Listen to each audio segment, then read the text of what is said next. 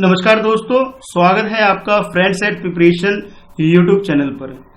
ऐसा कहा जाता है कि प्रैक्टिस इंसान को तैयार करती है आगे आने वाली समस्याओं को समाधान करने के लिए, यानी प्रैक्टिस मेक्स मैन परफेक्ट। तो आपको करंट अफेयर में परफेक्ट बनाने के लिए मैं लेके आया हूं ये आपका वीकली करंट अफेयर। डेली हम लोग सुबह 7 बजे करंट अफेयर की वीडियो में क्वेश्चन को डिस्कस करते हैं। आज संडे है तो संडे को आज मैं 3 मई से लेकर के 10 मई यानी पूरे हफ्ते का 3 मई से लेकर के 10 मई तक के जितने भी मोस्ट प्रोबेबली क्वेश्चन हो सकते हैं जो आपसे एग्जाम में पूछे जा सकते हैं हर कॉम्पिटिटिव एग्जाम के लिए, उसका पूरा कंपाइलेशन मैं आपके लिए लेके आया हूं। तो एग्जाम के लिए इसे प्रैक्टिस करिए और देखिए आप कितने क्वेश्चन को सही आंसर दे पा रहे हैं। अगर कहीं गलती हो रही है तो एक्सप्लेनेशन को ध्यान से देखिए और फिर अपने प्लान को रिवाइज करिए। जो भी आप प्लानिंग से काम कर रहे हैं उसको थोड़ा रिवाइज करिए और फिर बार बार रिवीजन करके बार बार प्रैक्टिस करके अपने करंट अफेयर पार्ट को, जनरल स्टडीज पोर्शन को मजबूत करिए, इसे यहाँ स्ट्रॉन्ग पॉइंट बनाइए और एग्जाम को क्रैक करिए। तो स्टार्ट है फिर ये आज की वीडियो पहले क्वेश्चन के साथ। With reference to the Kisan Sabha app consider the following statement. It aims to connect farmer to the supply chain and freight transportation management system. It does not allow people to buy directly from the farmer. Which of the statement given above are correct? Your options are A, 1 only, B, 2 only, C, both 1 and 2, D, neither 1 nor 2. इस question में जैसे आपसे पूछा गया है, सबसे पहले आप ये चेक करिए कि आपसे जो स्टेटमेंट पूछा गया है करेक्ट पूछा गया इनकरेक्ट। तो जैसे आप देख पा रहे हैं इसमें करेक्ट पूछा गया है। अच्छा, उसके बाद ये जो टॉपिक है आपके पास किसान सभा ऐप। रिसेंटली गवर्नमेंट ने एक ऐप लॉन्च किया है किसान सभा ऐप, ठीक है, इसलिए ये आपसे ये क्वेश्चन पूछा जा रहा है एग्जाम के पॉइंट ऑफ व्यू से। चलिए देख लेते हैं। 2 स्टेटमेंट है। फर्स्ट स्टेटमेंट में आपसे पूछा जा रहा है कि ये फार्मर को डायरेक्टली कनेक्ट कर देता है कंज्यूमर के साथ, ठीक है, एक अच्छा सिस्टम कनेक्ट बना करके, एक सप्लाई चेन का पार्ट बना करके। और दूसरे में बात की जा रही है आपसे कि इसमें क्या होता है कि जो कंज्यूमर है यानी कि जनरल पीपल है वो भी डायरेक्ट फार्मर से कनेक्ट हो सकते हैं, कनेक्ट नहीं हो सकते। नॉट लिखा हुआ है यहाँ पे, ठीक है, ध्यान से पढ़िएगा, नॉट कि डायरेक्ट नहीं कनेक्ट हो सकते हैं। तो आपको जो सा भी स्टेटमेंट सही लग रहा है उस हिसाब से अपना क्वेश्चन अटेम्प्ट करिए, फिर बाद में डिस्कस करते हैं। चलिए स्टार्ट करिए और अटेम्प्ट करिए क्वेश्चन। तो इसका जो करेक्ट आंसर है इसका ए यानी कि 1 ओनली, यानी कि फर्स्ट स्टेटमेंट बिल्कुल करेक्ट है। सेकंड स्टेटमेंट में थोड़ी गलती हो गई। गलती क्या हो गई इसके अंदर? इसमें बोला है नॉट कनेक्टेड, ठीक है, यानी कंज्यूमर कनेक्ट नहीं हो सकता। नॉट जो लिखा है ये गलत हो गया कि पीपल जो है जो नॉर्मल कंज्यूमर है not allowed to connect directly to the farmer. ये स्टेटमेंट थोड़ा सा गलत हो गया यहाँ पे, या बल्कि यहाँ पे क्या है, फार्मर भी कंज्यूमर से कनेक्ट हो सकता है और कंज्यूमर भी डायरेक्टली फार्मर से कनेक्ट हो सकता है अगर वो कुछ खरीदना चाहता है तो। बस सेकंड स्टेटमेंट यहाँ गलत हो गई। फर्स्ट स्टेटमेंट बिल्कुल करेक्ट है। ये फार्मर को सप्लाई चेन का पार्ट बनाता है ये, और डायरेक्टली वो कंज्यूमर के साथ कनेक्ट हो सकता है। अब डिटेल में बात कर लेते हैं किसान सभा ऐप की। ये ऐप है क्या? इस ऐप को CSIR यानी कि सेंट्रल रोड रिसर्च इंस्टीट्यूट ने इसे बनाया हुआ है, ठीक है। ये CSIR और ये सेंट्रल रोड रिसर्च इंस्टीट्यूट, इन दोनों की कोलैबोरेशन से इस चीज को बनाया गया है ताकि जो फार्मर है जिनको जो अपने बेनिफिट्स मिल सकते हैं अपने सामान का, अपने प्रोडक्ट का, वो नहीं मिल पा रहा था, उस गैप को पूरा करने के लिए ये गवर्नमेंट का जो एम है कि किसानों की इनकम डबल करनी है, उसका एक पार्ट है ये, ठीक है। और दूसरी बात इसमें ये है कि इसमें सिर्फ किसान ही डायरेक्टली कंज्यूमर से नहीं कनेक्ट हो सकता है, बल्कि पीपल भी यानी कंज्यूमर भी डायरेक्टली फार्मर से कनेक्ट हो सकता है, यानी कि ये दोनों के लिए बेनिफिशियल ऐप है, ठीक है। तो इस क्वेश्चन में इतना ही है। तो आप समझ चुके होंगे इसमें कि ये इसकी इंपॉर्टेंस क्या है इस ऐप का। और स्टेटमेंट में जो मिस्टेक था वो ये था नॉट कनेक्टेड, यानी कि बल्कि यहाँ क्या होना चाहिए कि पीपल भी कनेक्ट हो सकता है। तो चलते हैं नेक्स्ट क्वेश्चन की तरफ। Consider the following statements.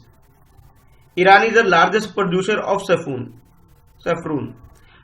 Kashmir saffron has a geographical indication tag. Which of the statement given above are correct? Your options are A, 1 only, B, 2 only, C, both 1 and 2, D, neither 1 nor 2. चलिए अब इस question की बात करते हैं। इसमें statement जो पूछी गई है आपसे करेक्ट आइडेंटिफाई करनी है आपकी बात। 2 स्टेटमेंट है, दोनों में से चेक करना है आपको कौन सा सही है कौन सा गलत है। तो जैसा आप देख रहे हैं सैफरॉन, तो सैफरॉन के बारे में बोला जा रहा है कि ये ईरान वर्ल्ड वाइड सबसे ज्यादा इसे प्रोड्यूस करने वाली कंट्री है। तो पहला स्टेटमेंट आपसे ये बोला जा रहा है। दूसरे स्टेटमेंट में ये बोला गया जो कश्मीर में जो सैफरॉन जो प्रोडक्शन जो होता है यानी उसके उत्पाद जो होता है वो हमारी कंट्री में उसे ज्योग्राफिकल इंडिकेशन टैग मिला हुआ है। तो आपको ये आइडेंटिफाई करना है कि इन दोनों में से करेक्ट क्या है, और करेक्ट होने के हिसाब से 4 ऑप्शन है आपके पास, तो क्वेश्चन को अटेम्प्ट करिए। तो इसका जो करेक्ट आंसर है, करेक्ट आंसर सी, यानी कि बोथ 1 और 2 दोनों स्टेटमेंट ठीक है, दोनों ही करेक्ट है। यानी कि वर्ल्ड वाइड अगर हम बात करें, सैफरॉन की बात करें, तो सबसे ज्यादा लार्जेस्ट प्रोड्यूसर जो है इसका वो ईरान है। पूरी दुनिया में सबसे ज्यादा सैफरॉन यानी केसर को उत्पादन करने वाली जो कंट्री है वो है ईरान। अच्छा, अगर हम बात करें भारत में, भारत की बात करें, अपनी कंट्री की बात करें, तो कश्मीर को ये मिला हुआ है कि सबसे ज्यादा प्रोड्यूस करने वाला जो स्टेट है वो ये कश्मीर ही है।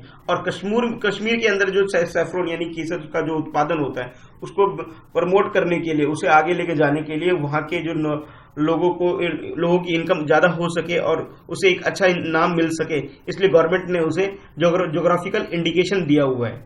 ठीक है, तो ज्योग्राफिकल इंडिकेशन दिया जाता है उस प्रोडक्ट को जो एक पर्टिकुलर एरिया में प्रोड्यूस होती है, और ताकि उस एरिया के लोगों की क्वालिटी ऑफ लाइफ इंक्रीज हो सके उस चीज को, उस प्रोडक्ट के रिलेटेड काम करके, इसलिए ये दिया जाता है। तो इसका जो करेक्ट आंसर हो गया सी, यानी कि बोथ फर्स्ट एंड सेकंड दोनों ही करेक्ट हैं।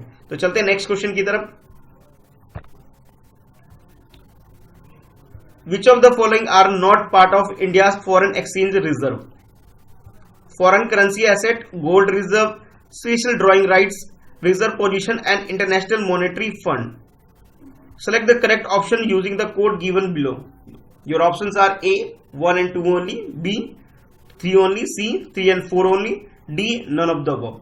इस क्वेश्चन में आपसे सबसे पहले पूछा गया है कि करेक्ट ऑप्शन जो है उसे आइडेंटिफाई करना है, यानी स्टेटमेंट को रीड करना है और जो करेक्ट ऑप्शन है मतलब इस क्वेश्चन के हिसाब से वो बताना है। तो चलिए स्टेटमेंट से पहले जो आपसे जो डायरेक्शन दिया गया, डायरेक्शन में आपसे बोला गया कि इनमें से कौन सा ऐसा प्रोडक्ट है, कैसा है, कौन सा ऐसी टर्म है जो कि हमारे कंट्री के, इंडिया के फॉरेन एक्सचेंज रिजर्व का पार्ट नहीं है। दोबारा देख लेते हैं, नहीं है, यहां बोला गया, नॉट बोला गया है। तो जो उनसे पार्ट है उसकी हम बात नहीं करेंगे, जो उनसे उसका पार्ट नहीं है उसकी बात करेंगे। तो आपके पास ये 4 आइटम दिए हुए हैं, foreign currency asset, gold reserve, या फिर स्पेशल ड्रॉइंग राइट, या फिर reserve position with international monetary fund, यानी IMF के साथ जो रिजर्व रहता है किसी भी कंट्री का, जो करेंसी रिजर्व रहती है उसकी बात की जा रही है। तो इन चारों में से आपको जोन सा भी लग रहा है कि करेक्ट नहीं है उसको आइडेंटिफाई करना है।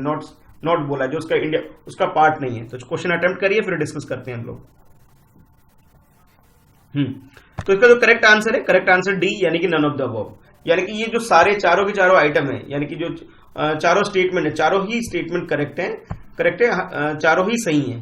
लेकिन हमसे जो स्टार्टिंग में डायरेक्शन जो दिया गया, यहाँ नोट लिखा हुआ है, तो जब भी आप क्वेश्चन को पढ़ते हैं थोड़ा चेक कर लीजिए। नीचे यहाँ करेक्ट स्टेटमेंट बोला है, करेक्ट ऑप्शन बोला है, बट ऊपर देखिए यहाँ पे लिखा हुआ है नॉट पार्ट मतलब नॉट अ पार्ट, जो इंडिया के फॉरेन एक्सचेंज रिजर्व का पार्ट नहीं है, बल्कि ये चारों के चारों इंडिया के फॉरेन एक्सचेंज रिजर्व का पार्ट है। फॉरेन करेंसी एसेट, यानी कि अगर हमारी कंट्री में जितना भी फॉरेन करेंसी एसेट है, यानी कि दूसरी कंट्री की जितनी भी करेंसी है वो हमारे एक्सचेंज रिजर्व का पार्ट है, यानी कि ये उसका पार्ट है, हमें नहीं वाला ढूंढना था। दूसरी बात करें गोल्ड रिजर्व, यानी कि हम जितना भी करेंसी हम लोग अपनी करेंसी हम लोग इशू करते हैं, उसके बदले में हम लोग ने कितना गोल्ड रिजर्व मेंटेन किया हुआ है, हमारी RBI ने कितना मेंटेन किया हुआ है, ये वो चीज है। थर्ड है special drawing right. Special drawing right वो होता है जैसे आप किसी भी कंट्री को किसी भी RBI या फिर हमारी कंट्री के जो सेंट्रलाइज बैंक है उसे फॉरेन की जो बड़े इंस्टीट्यूशन है जैसे वर्ल्ड बैंक, IMF वगैरह में कुछ लोन लेने का अधिकार होता है, वो कितना विड्रॉ कर सकते हैं मनी वहां पे, उसकी बात की जा रही है इसके अंदर। अच्छा, नेक्स्ट है reserve position with the international monetary fund, यानी कि IMF के अंदर इंडिया ने अपनी करेंसी कितना रिजर्व करके वहां रखी हुई है उसकी पोजीशन की बात करिए। यानी कि ये चारों जो स्टेटमेंट है, चारों जो आइटम है, ये इंडिया के फॉरेन एक्सचेंज रिजर्व का पार्ट है। ठीक है, जबकि हमें जो वो चीज ढूंढनी थी जो पार्ट नहीं है, यानी कि करेक्ट ऑप्शन की बात करें तो करेक्ट ऑप्शन आपका डी हो गया। ठीक है, बाकी आप ये चारों के बारे में समझ चुके हो। अब चलते हैं नेक्स्ट क्वेश्चन की तरफ। हाँ, नेक्स्ट क्वेश्चन है आपके पास, Bannerghatta biological park recently in the news is located in option A Karnataka, B Telangana, C Kerala, D Orissa. अभी रिसेंटली न्यूज़पेपर अगर आप ठीक से फॉलो कर रहे हैं तो बिल्कुल रिसेंट न्यूज में ही ये टर्म यूज किया गया है कि बनघेड़गट्टा नेशनल पार्क जो है, नेशनल पार्क या बायोलॉजिकल पार्क अभी न्यूज में अपने किसी काम की वजह से काफी न्यूज में है। तो न्यूज में क्यों है ये भी आपको पता होना चाहिए, और ये सबसे मेन चीज ये है कि ये इसकी लोकेशन क्या है, ये कहाँ पे लोकेट है अभी है, तो आपको ये बताना है। तो आपके पास 4 ऑप्शन है, क्वेश्चन में एक बार अटेम्प्ट करने की कोशिश करिए। तो इसका जो करेक्ट आंसर है, करेक्ट आंसर इसका ए यानी कर्नाटका। ये कर्नाटका के अंदर ये बायोलॉजिकल पार्क है, बनघेरघट्टा बायोलॉजिकल पार्क। अच्छा, अब बात कर लेते हैं इसके न्यूज में होने की वजह क्या है। तो इसके न्यूज में होने की वजह क्या है कि इस बायोलॉजिकल पार्क ने एक स्कीम लेकर के आई है, गवर्नमेंट लोगों के सामने एक प्रस्ताव लेके आई है। उसका ये कहना है कि जिस तरह से अभी पूरी दुनिया में कोविड-19 जैसी प्रॉब्लम चल रही है, अब बहुत सारे लोग बीमार पड़ रहे हैं और मतलब उनका उपचार नहीं हो रहा, कितनी प्रॉब्लम हो रही है, उसी तरह बायोलॉजिकल पार्क का कहना है कि इस तरह से जानवरों के अंदर भी ये बीमारी फैलने के चांसेस है। तो लोगों से रिक्वेस्ट कर रही है, लोगों को एक सजेशन दे रही है कि क्यों ना वो जो भी एनिमल्स है, जानवर हैं जो जू के अंदर हैं, उनको अडॉप्ट कर ले, उसको लॉकडाउन के अंदर उनकी सेवा करे, उनकी हेल्थ केयर वगैरह का ध्यान रहे, ताकि अडॉप्ट करे, ताकि इनको अच्छे से बचाया जा सके। तो बल्कि ये बनघेरघट्टा बायोलॉजिकल पार्क की तरह से एक सजेशन है कि जानवरों को भी अडॉप्ट किया जाए, उनकी केयर की जा सके, उन्हें मेडिकल फैसिलिटी प्रोवाइड की जा सके, उनकी फूड नीड को पूरा किया जा सके, इसलिए न्यूज में। अब बात कर लेते हैं इसकी लोकेशन की। लोकेशन जैसे आपको मैंने बताया कर्नाटका के अंदर है। कर्नाटका के अंदर जो प्लेस है, सिटी है, जो कैपिटल है बेंगलुरु, तो बेंगलुरु के अंदर ये इसकी लोकेशन है।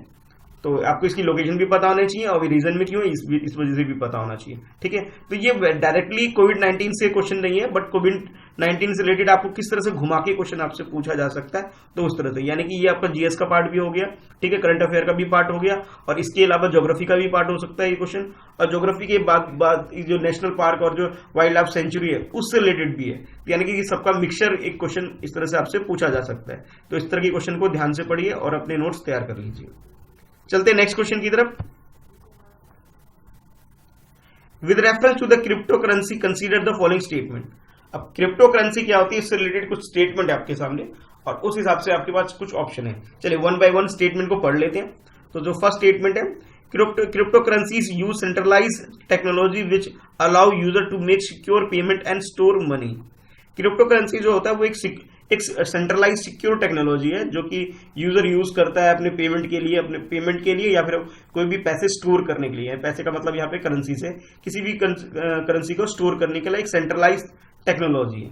ठीक है, नेक्स्ट देख लेते हैं। नेक्स्ट स्टेटमेंट आपके लिए, they run on a distributed public ledger called blockchain which is recorded all transaction update and held by the currency holder.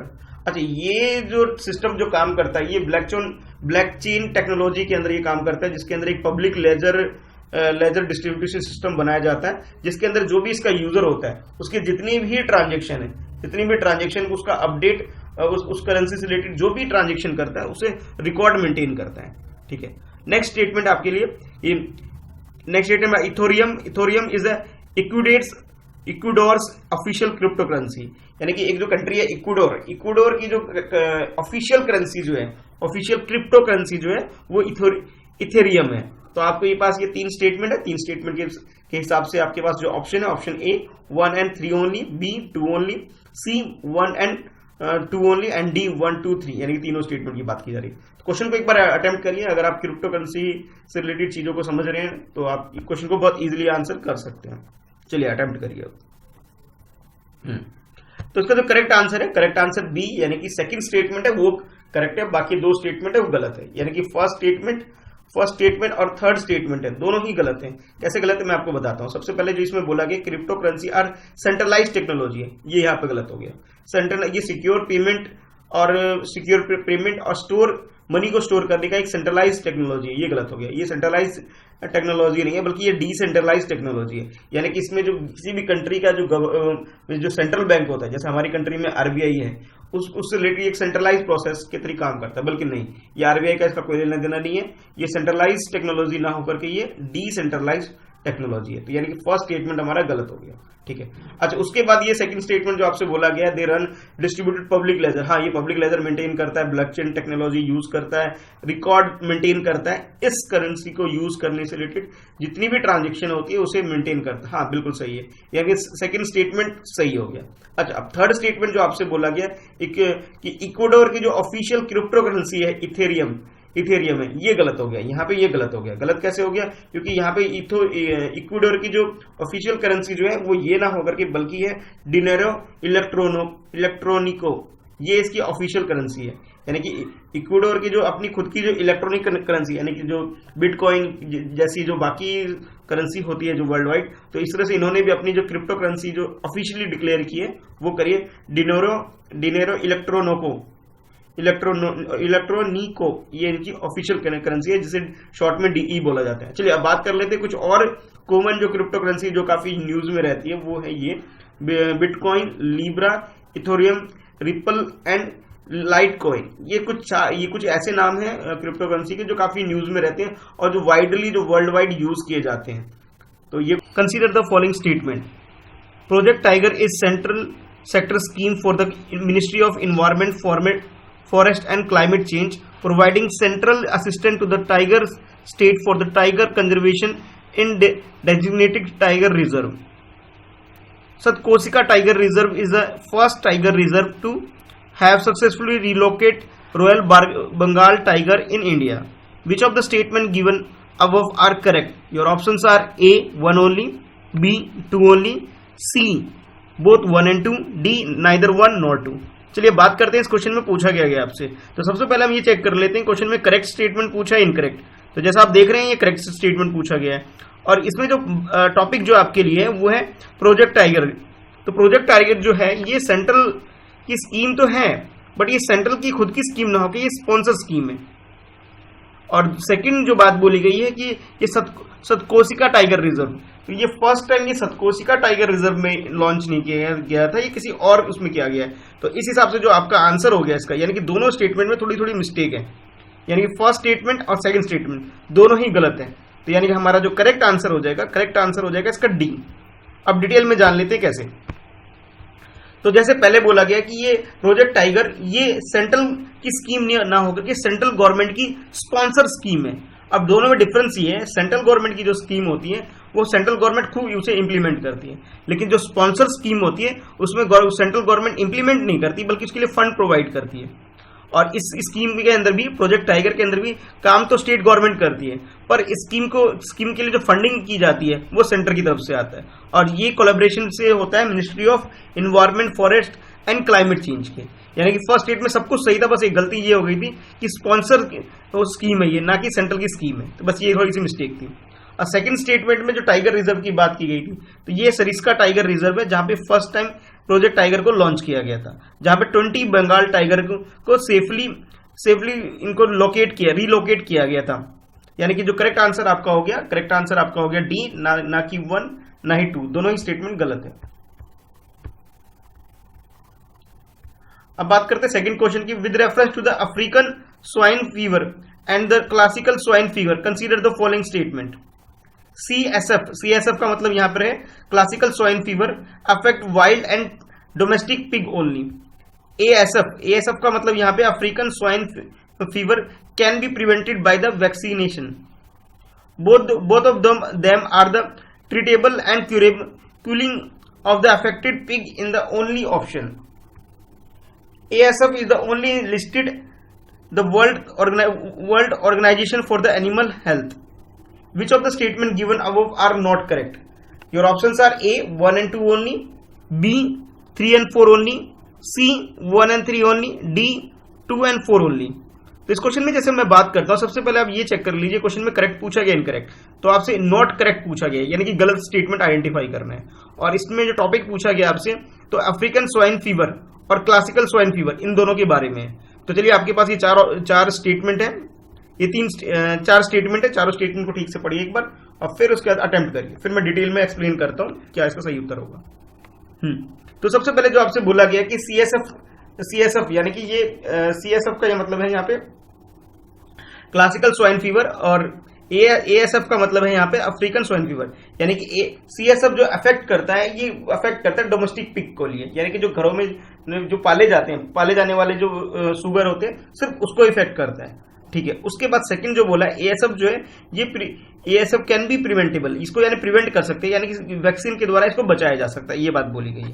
अच्छा, थर्ड में बोला कि दोनों ही डिसीज, यानी कि डिसीज अफ्रीकन स्वाइन फीवर और दूसरा ये क्लासिकल स्वाइन फीवर, ये दोनों ही डिसीज दोनों ही डिसीज इनको ट्रीट नहीं किया जा सकता, यानी कि इनका केयर नहीं किया जा सकता, यानी कि इसका इलाज नहीं किया जा सकता है। और लास्ट में आपसे जो बोला गया है कि ये दोनों world organisation for animal health की लिस्ट में, उसकी लिस्ट में ये बीमारियां मेंशन है, नहीं मेंशन है, नॉट मेंशन है, यानी कि लिस्टेड नहीं है। आपको इस हिसाब से ये चारों ऑप्शन देख करके अपना आंसर बताना है। तो इसका जो करेक्ट आंसर है, करेक्ट आंसर इसका डी, यानी कि सेकंड एंड फोर्थ स्टेटमेंट जो है वो गलत है। और इस क्वेश्चन में आपसे गलत स्टेटमेंट ही पूछा गया था, नॉट करेक्ट। यानी कि सेकंड स्टेटमेंट गलत है कि इसको प्रिवेंट नहीं, इसको जैसे बोल रहा है प्रिवेंट किया जा सकता है, जबकि ये प्रिवेंट नहीं किया जा सकता, यानी कि ये गलत हो गया। आज उसके बाद नॉट लिस्टेड है, नॉट लिस्टेड नहीं, ये लिस्टेड है, यानी कि ये भी गलत हो गया। यानी कि फर्स्ट और सेकंड स्टेटमेंट सही था, सेकंड एंड फोर्थ गलत था। क्वेश्चन में गलत पूछा गया था आपसे, नॉट करेक्ट पूछा गया, तो उस हिसाब से जो आपका आंसर है, आंसर हो गया आपका डी, यानी कि सेकंड एंड फोर्थ। अच्छा, अब चलते next question. With reference to the world press freedom index consider the following statement. अब ये क्वेश्चन इसलिए पूछा जा रहा है आपसे कि रिसेंटली एक वर्ल्ड प्रेस फ्रीडम की एक इंडेक्स आया है, जिसके हिसाब से ये है कि इंडिया की जो रैंकिंग है पहले 140 थी, अब वो 140 से 142 हो गई है, यानी कि इंडिया की रैंकिंग और खराब हो गई है। इस वजह से ये क्वेश्चन काफी न्यूज में है आपके लिए, ये टॉपिक काफी न्यूज में हो गया। तो स्टेटमेंट क्या है पहले उसे पढ़ते हैं, फिर चेक करते हैं स्टेटमेंट में करेक्ट स्टेटमेंट कौन सी है। तो जैसे फर्स्ट स्टेटमेंट में पूछा गया, it is published by the international telecommunication union, यानी कि इसे ITU ने इसे रिलीज करती है, पहले ये बोला गया है। और दूसरा आपसे बोला इट इज इट्स पैरामीटर, इसका जो पैरामीटर है रैंकिंग डिसाइड करने का, वो इंक्लूड करता है pluralism and the quality of infrastructure supporting the news production, क्या न्यूज के प्रोडक्शन के लिए जो इंफ्रास्ट्रक्चर है वो, और इसका प्लूरिज्म यानी कि बहुलवाद, इसके दो फैक्टर हैं जिससे ये रैंकिंग डिसाइड होती है। इस हिसाब से आपके पास स्टेटमेंट जो है, दो स्टेटमेंट हो गए और इनके ऑप्शन हो गए A 1 only, B 2 only, C both 1 and 2, D neither 1 not 2। तो क्वेश्चन अटेम्प्ट करिए एक बार। तो क्वेश्चन का जो करेक्ट आंसर है, करेक्ट आंसर है इसका सेकंड, यानी कि सेकंड स्टेटमेंट करेक्ट है, यानी कि B ओनली इसका आंसर हो गया, यानी कि सेकंड B ऑप्शन सही है, सेकंड ओनली जो है स्टेटमेंट करेक्ट है। गलती क्या है इसके अंदर, जो फर्स्ट स्टेटमेंट है, तो फर्स्ट स्टेटमेंट में जो आपसे बोला गया कि ये इंटरनेशनल टेलीकम्युनिकेशन इसे रिलीज करती है इंडेक्स को, इंटरनेशनल टेलीकम्युनिकेशन यूनियन नहीं, इसे ये रिलीज ना करके इसे रिलीज करती है रिपोर्टर्स विदाउट बॉर्डर, इसे ये रिलीज करती है, यानी कि ये जो इंस्टीट्यूशन है ये इसे रिलीज करती है इस इंडेक्स को। और इस इंस्टीट्यूशन का एक और नाम है रिपोर्टर्स सन्स फ्रंटियर, RSF भी बोल सकते हैं इसे, या फिर दूसरा इसका जो पॉपुलर नेम है जो ज्यादातर न्यूज में रहता है वो है इसका रिपोर्टर्स विदाउट बॉर्डर, ये इसे रिलीज करती है, यानी कि फर्स्ट स्टेटमेंट गलत हो गया। अच्छा, सेकंड जो स्टेटमेंट है, हाँ सेकंड स्टेटमेंट में जो फैक्टर है इसके अंदर कुछ बातें जो मेंशन की गई थी बिल्कुल सही है, उसके अलावा भी कुछ और फैक्टर हैं जो इसके पैरामीटर हैं जिसके हिसाब से डिसाइड होता है कि वे रैंकिंग, तो वो ये है pluralism, media independence, media environment, self censorship और legislative framework, transparency, quality and infrastructure support for the production of news, यानी कि न्यूज के प्रोडक्शन के लिए बहुलवाद, या फिर कि मीडिया को जितनी इंडिपेंडेंस दी जाती है, मीडिया के लिए कैसी इन्वायरमेंट किया गया है, मीडिया को कितना स्पॉन्सरशिप दिया जाता है, और इस तरह की जो ट्रांसपेरेंसी है मीडिया के काम में, तो और उसकी क्वालिटी कैसी है इंफ्रास्ट्रक्चर की, ये सारे फैक्टर जो हैं ये डिसाइड करती है इस रैंकिंग को। और इसे जो पब्लिश करती है, पब्लिश करने वाली इंस्टीट्यूशन है रिपोर्टर्स विदाउट बॉर्डर। और इंडिया की जो फिलहाल में रैंकिंग है 142 है, जो कि पहले 140 थी, अब और डिक्लाइन हो गई है।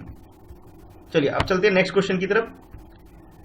With reference to the magnetosphere consider the following statement. Magnetosphere यानी कि हमारे जो अर्थ है उसमें जो लेयर बाय लेयर जो स्फीयर होती है, लेयर बाय लेयर जो उसकी सतह होती है, तो उसमें से एक सतह है मैग्नेटोस्फीयर, यानी कि जो मैग्नेट से बना हुआ स्फीयर आप जो पार्ट कह सकते हो उसकी बात की जा रही है।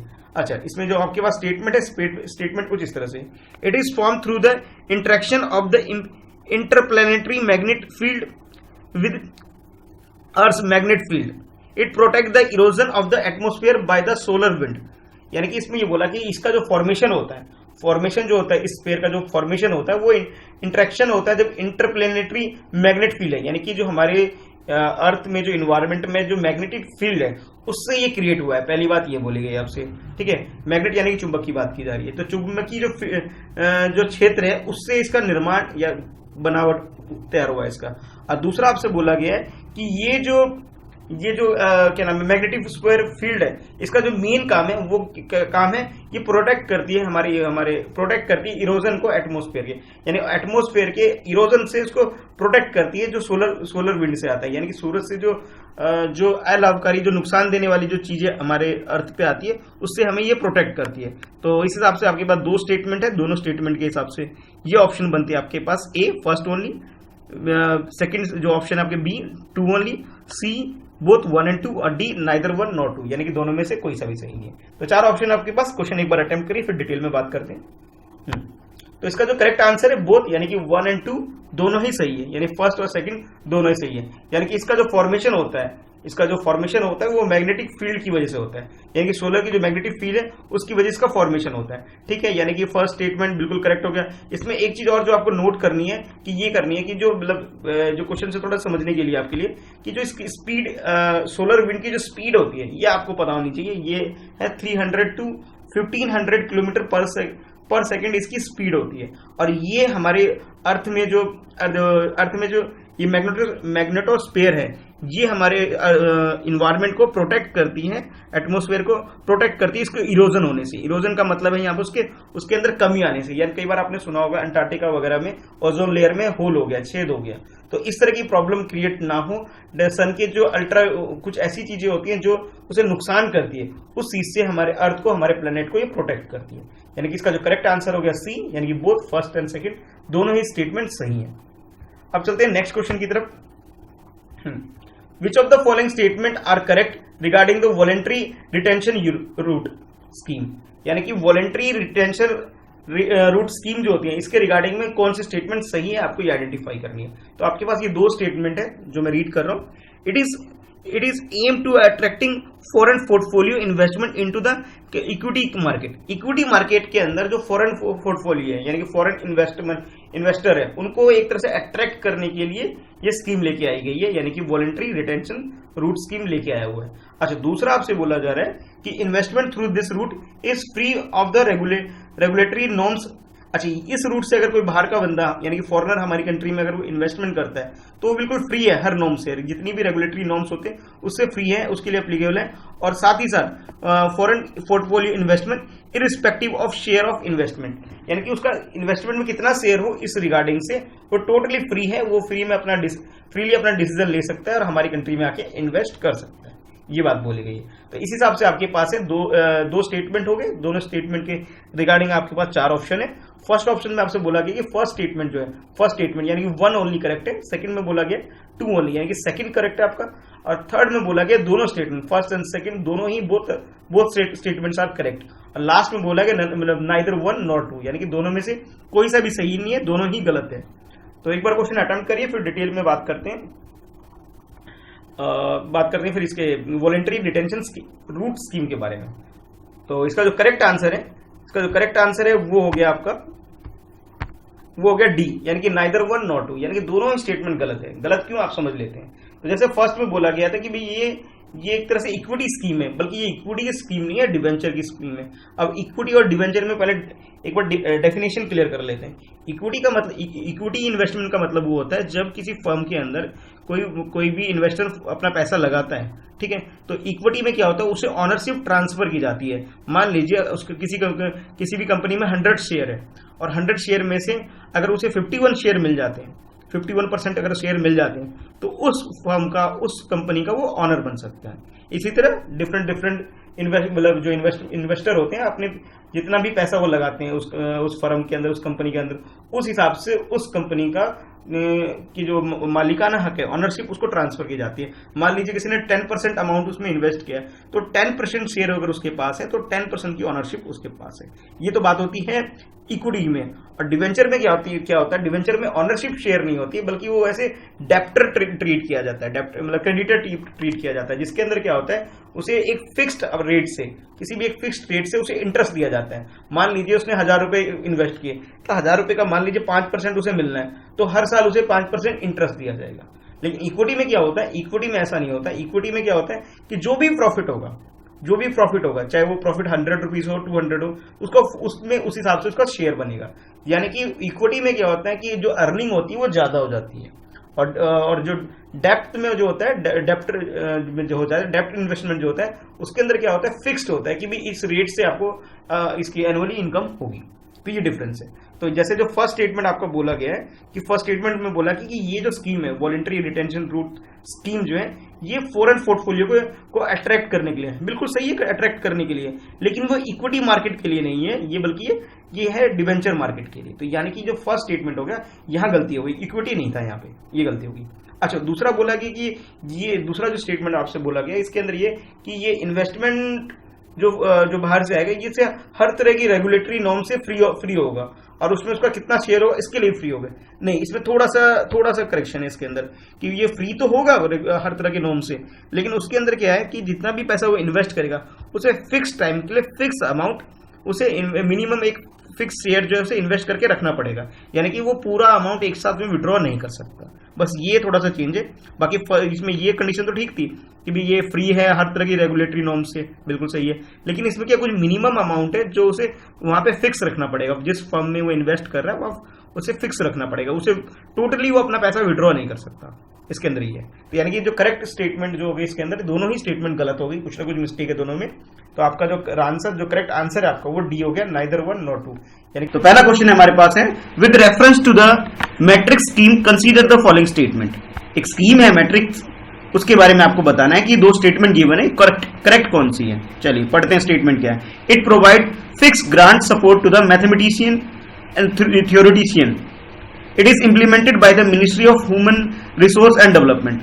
मतलब फर्स्ट स्टेटमेंट में आपको बोला गया ये जो ग्रांट जो दी जाती है मैट्रिक्स स्कीम के अंदर, जो ग्रांट दी जाती है, ये दी जाती है मैथमेटिशियन को दी जाती है, थ्योरेटिशियन को दी जाती है। यानी कि जो मैथ्स में जीआरएफ वगैरह निकाल लेते हैं, CSIR से निकाल लेते हैं और फिर उसके बाद रिसर्च वर्क करते हैं, ये उनको दी जाती है। कहने का मतलब ये फर्स्ट स्टेटमेंट का। और सेकंड स्टेटमेंट का मतलब है ये जो दिया जाता है ये HRD मिनिस्टर यानी कि ह्यूमन रिसोर्स डेवलपमेंट मिनिस्टर देते हैं, मिनिस्ट्री की तरफ से ये फंड एलोकेट होता है। तो आपको करेक्ट स्टेटमेंट आइडेंटिफाई करनी है। और आपके पास जो ऑप्शन कुछ इस तरह से है, फर्स्ट ऑप्शन कहता है फर्स्ट स्टेटमेंट करेक्ट है, सेकंड स्टेटमेंट कह रहा है आपसे सेकंड स्टेटमेंट करेक्ट है, और थर्ड स्टेटमेंट में बोला जा रहा है कि दोनों ही स्टेटमेंट करेक्ट है।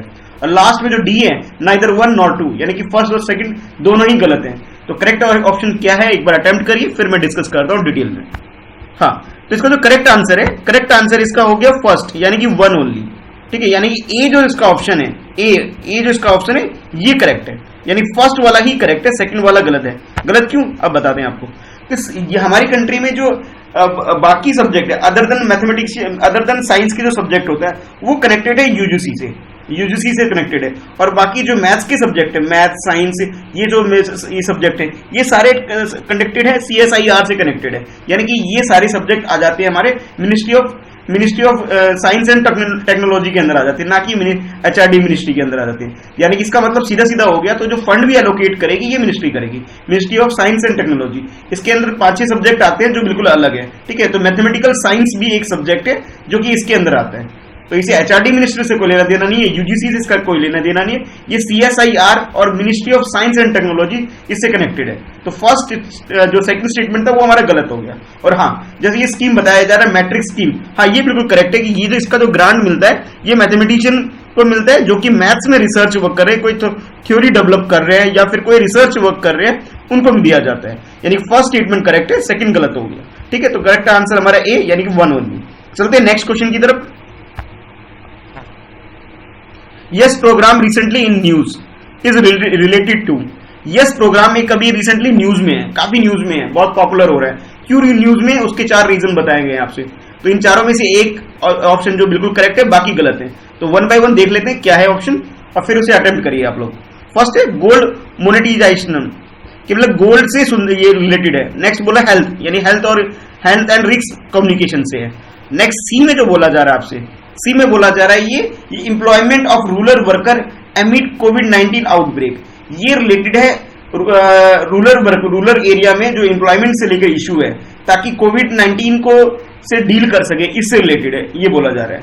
अच्छा, लास्ट में जो बोला गया आपसे डी में बोला जा रहा है कि ये welfare measure for defence personal है, कि ये जो यस प्रोग्राम है टोटली रिलेटेड है डिफेंस पर्सनल से, यानी कि जो डिफेंस में लोग हैं, जो हमारे जो सैनिक हैं, जवान हैं, उससे रिलेटेड है। तो ये यस प्रोग्राम क्या है इसके बारे में अटेम्प्ट करिए। 4 स्टेटमेंट आपके पास।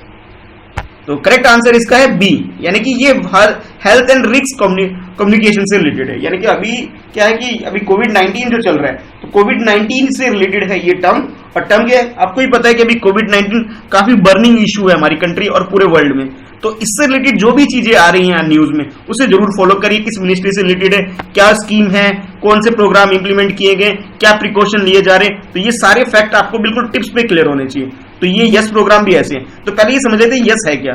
यस का वो जो फुल फॉर्म जो है वो कुछ इस तरह से है, year of awareness on science and health, कुछ इस तरह से इसकी फुल फॉर्म है।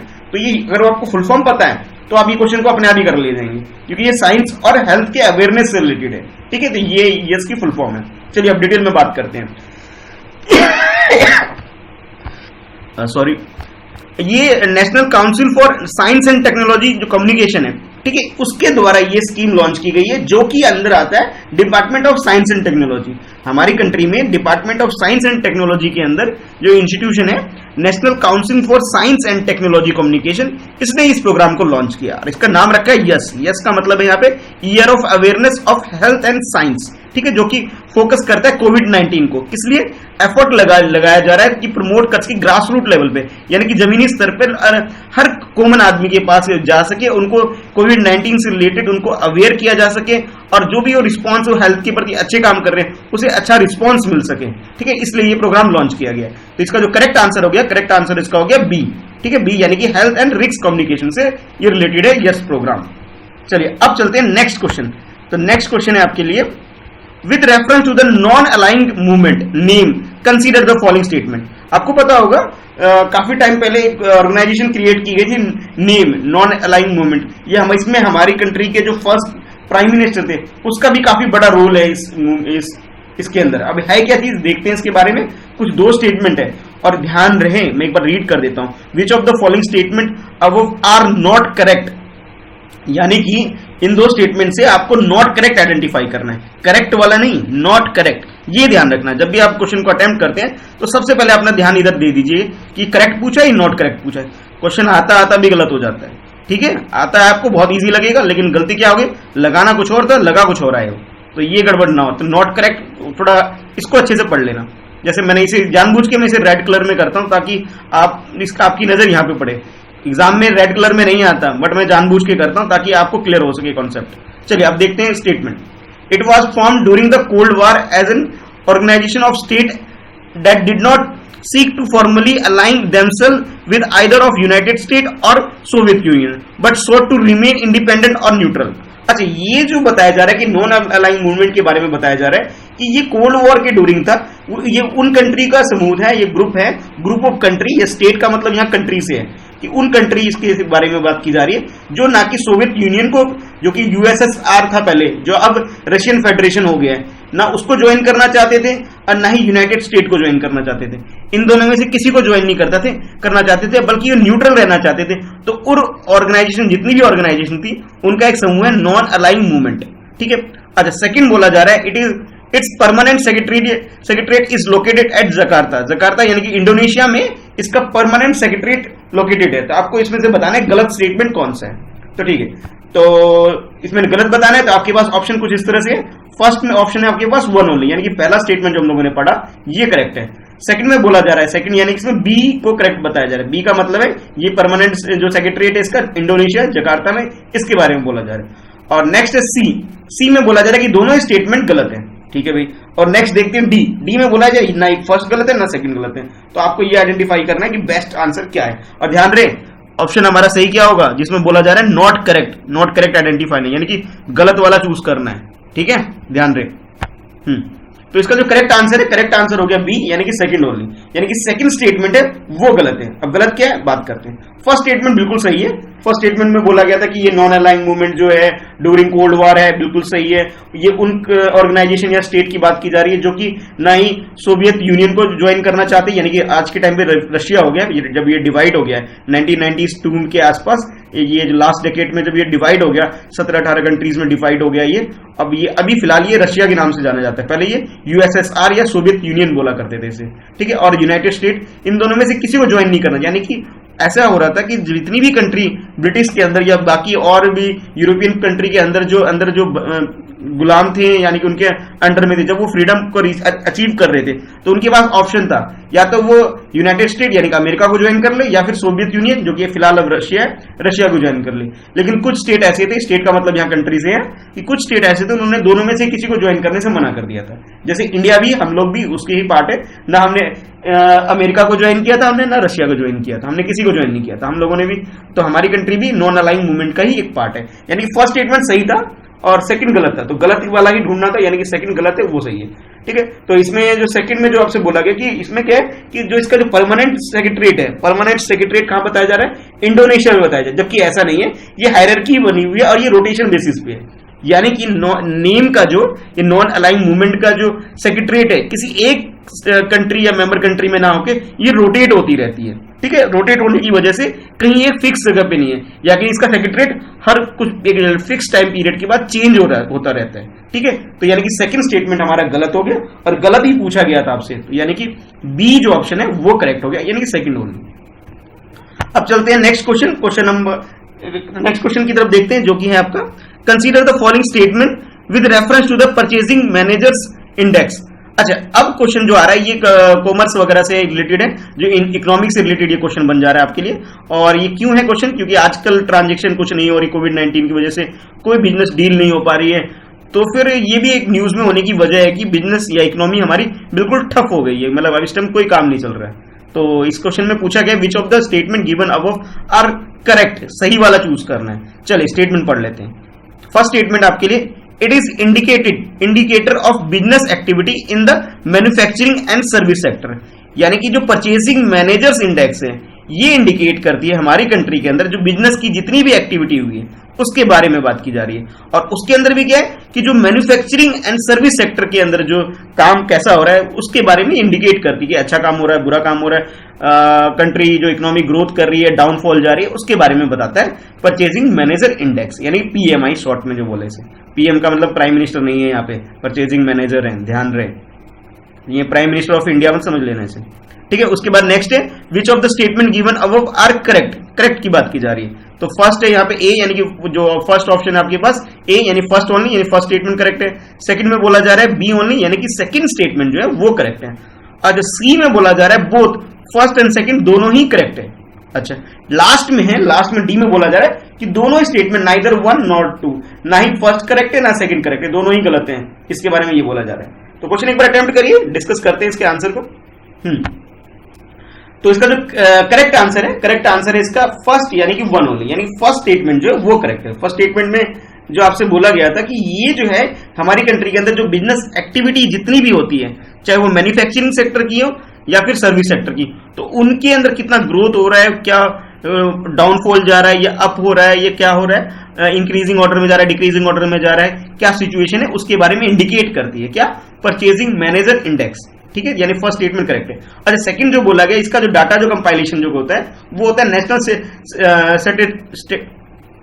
नेशनल स्टैटिस्टिकल ऑर्गेनाइजेशन, यानी एनएसओ के द्वारा इसका डाटा कंपाइलेशन होता है, जो कि गलत हो गया यहाँ पे। ये एनएसओ ना करके इसे करती है, इस काम को करने की जो इंस्टीट्यूशन है हमारी कंट्री के अंदर वो है IHS मार्केट, ये ऑर्गेनाइजेशन इसका डाटा कंपाइलेशन करती है। पीएमआई का मतलब है परचेसिंग, ये पीएमआई का मतलब प्राइम मिनिस्टर वाला नहीं है, बल्कि परचेसिंग मैनेजर इंडेक्स है, ठीक है। तो ये ध्यान रखना थोड़ा सा, ठीक है। तो ये इस क्वेश्चन के बाद आप चलते हैं नेक्स्ट क्वेश्चन की तरफ। अच्छा, नेक्स्ट क्वेश्चन है आपके लिए कुछ इस तरह से, कंसीडर द फॉलोइंग स्टेटमेंट, कि नीचे जो स्टेटमेंट दिए गए हैं आपके पास, तो उसके बारे में आपको बताना है कि which of the above statement are not correct. Not correct बोला है, नॉट करेक्ट यानी कि गलत वाला ढूंढना है। चलो ठीक है, पढ़ते हैं one by one. First statement आपके पास, the Saras collection has been launched to the benchmark dairy product on government e-marketplace या GEM पोर्टल, कि आपसे बोला गया, ये अभी कुछ दिन पहले भी ये काफी न्यूज में था, ठीक है। और आपसे मैंने इससे रिलेटेड एक क्वेश्चन पहले भी अटेम्प्ट करवा चुका हूं मैं 2-3 दिन पहले। अगर आप लोग डेली रेगुलर इस वीडियो को देख रहे हैं तो कुछ है ही नहीं, उसके लिए तो बहुत इजी क्वेश्चन है, लगभग रिपीट है क्वेश्चन, थोड़ा सा कॉन्सेप्ट चेंज किया गया है बस।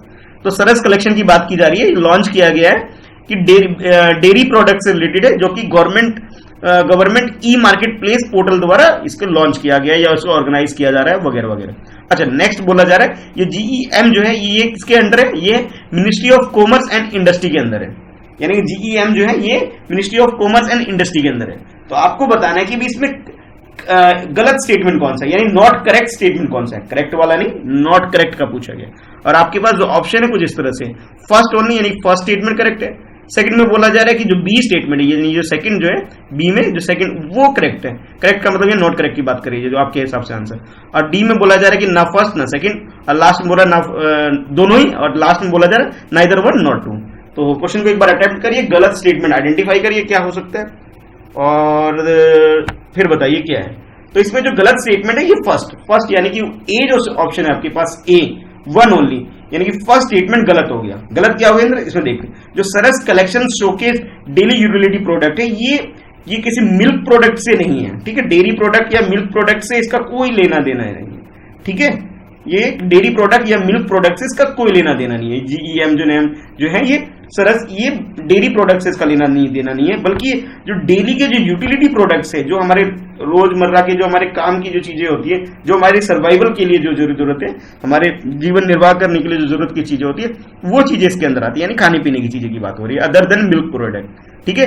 और ये बाकी तो मिनिस्ट्री सब कुछ तो सेम ही है कि ये गवर्नमेंट ई मार्केट प्लेस के द्वारा, जिसके अंदर होता है क्या है एक्चुअली मैं आपको बताता हूँ। इसके अंदर क्या होता है कि ये जो फार्मर होते हैं और जो कस्टमर होते हैं ये डायरेक्ट एक ऐप के थ्रू जुड़ जाते हैं, ठीक है। और फिर वो डायरेक्ट जो भी कंज्यूमर होता है वो डायरेक्ट फार्मर को कांटेक्ट कर सकता है, और फार्मर जो भी है वो डायरेक्ट कांटेक्ट कर सकता है कंज्यूमर को। तो इस तरह से क्या होता है, इनके बीच में एक रिलेशन बिल्डअप हो जाता है। अब बीच के जो मिडिल मैन जो हो जाते हैं, जो इनका प्रॉफिट का मतलब प्रॉफिट यूज कर लेते थे, इन फार्मर के इनकम को नहीं पहुंचने देते थे, तो उनका रोल खत्म हो जाता है।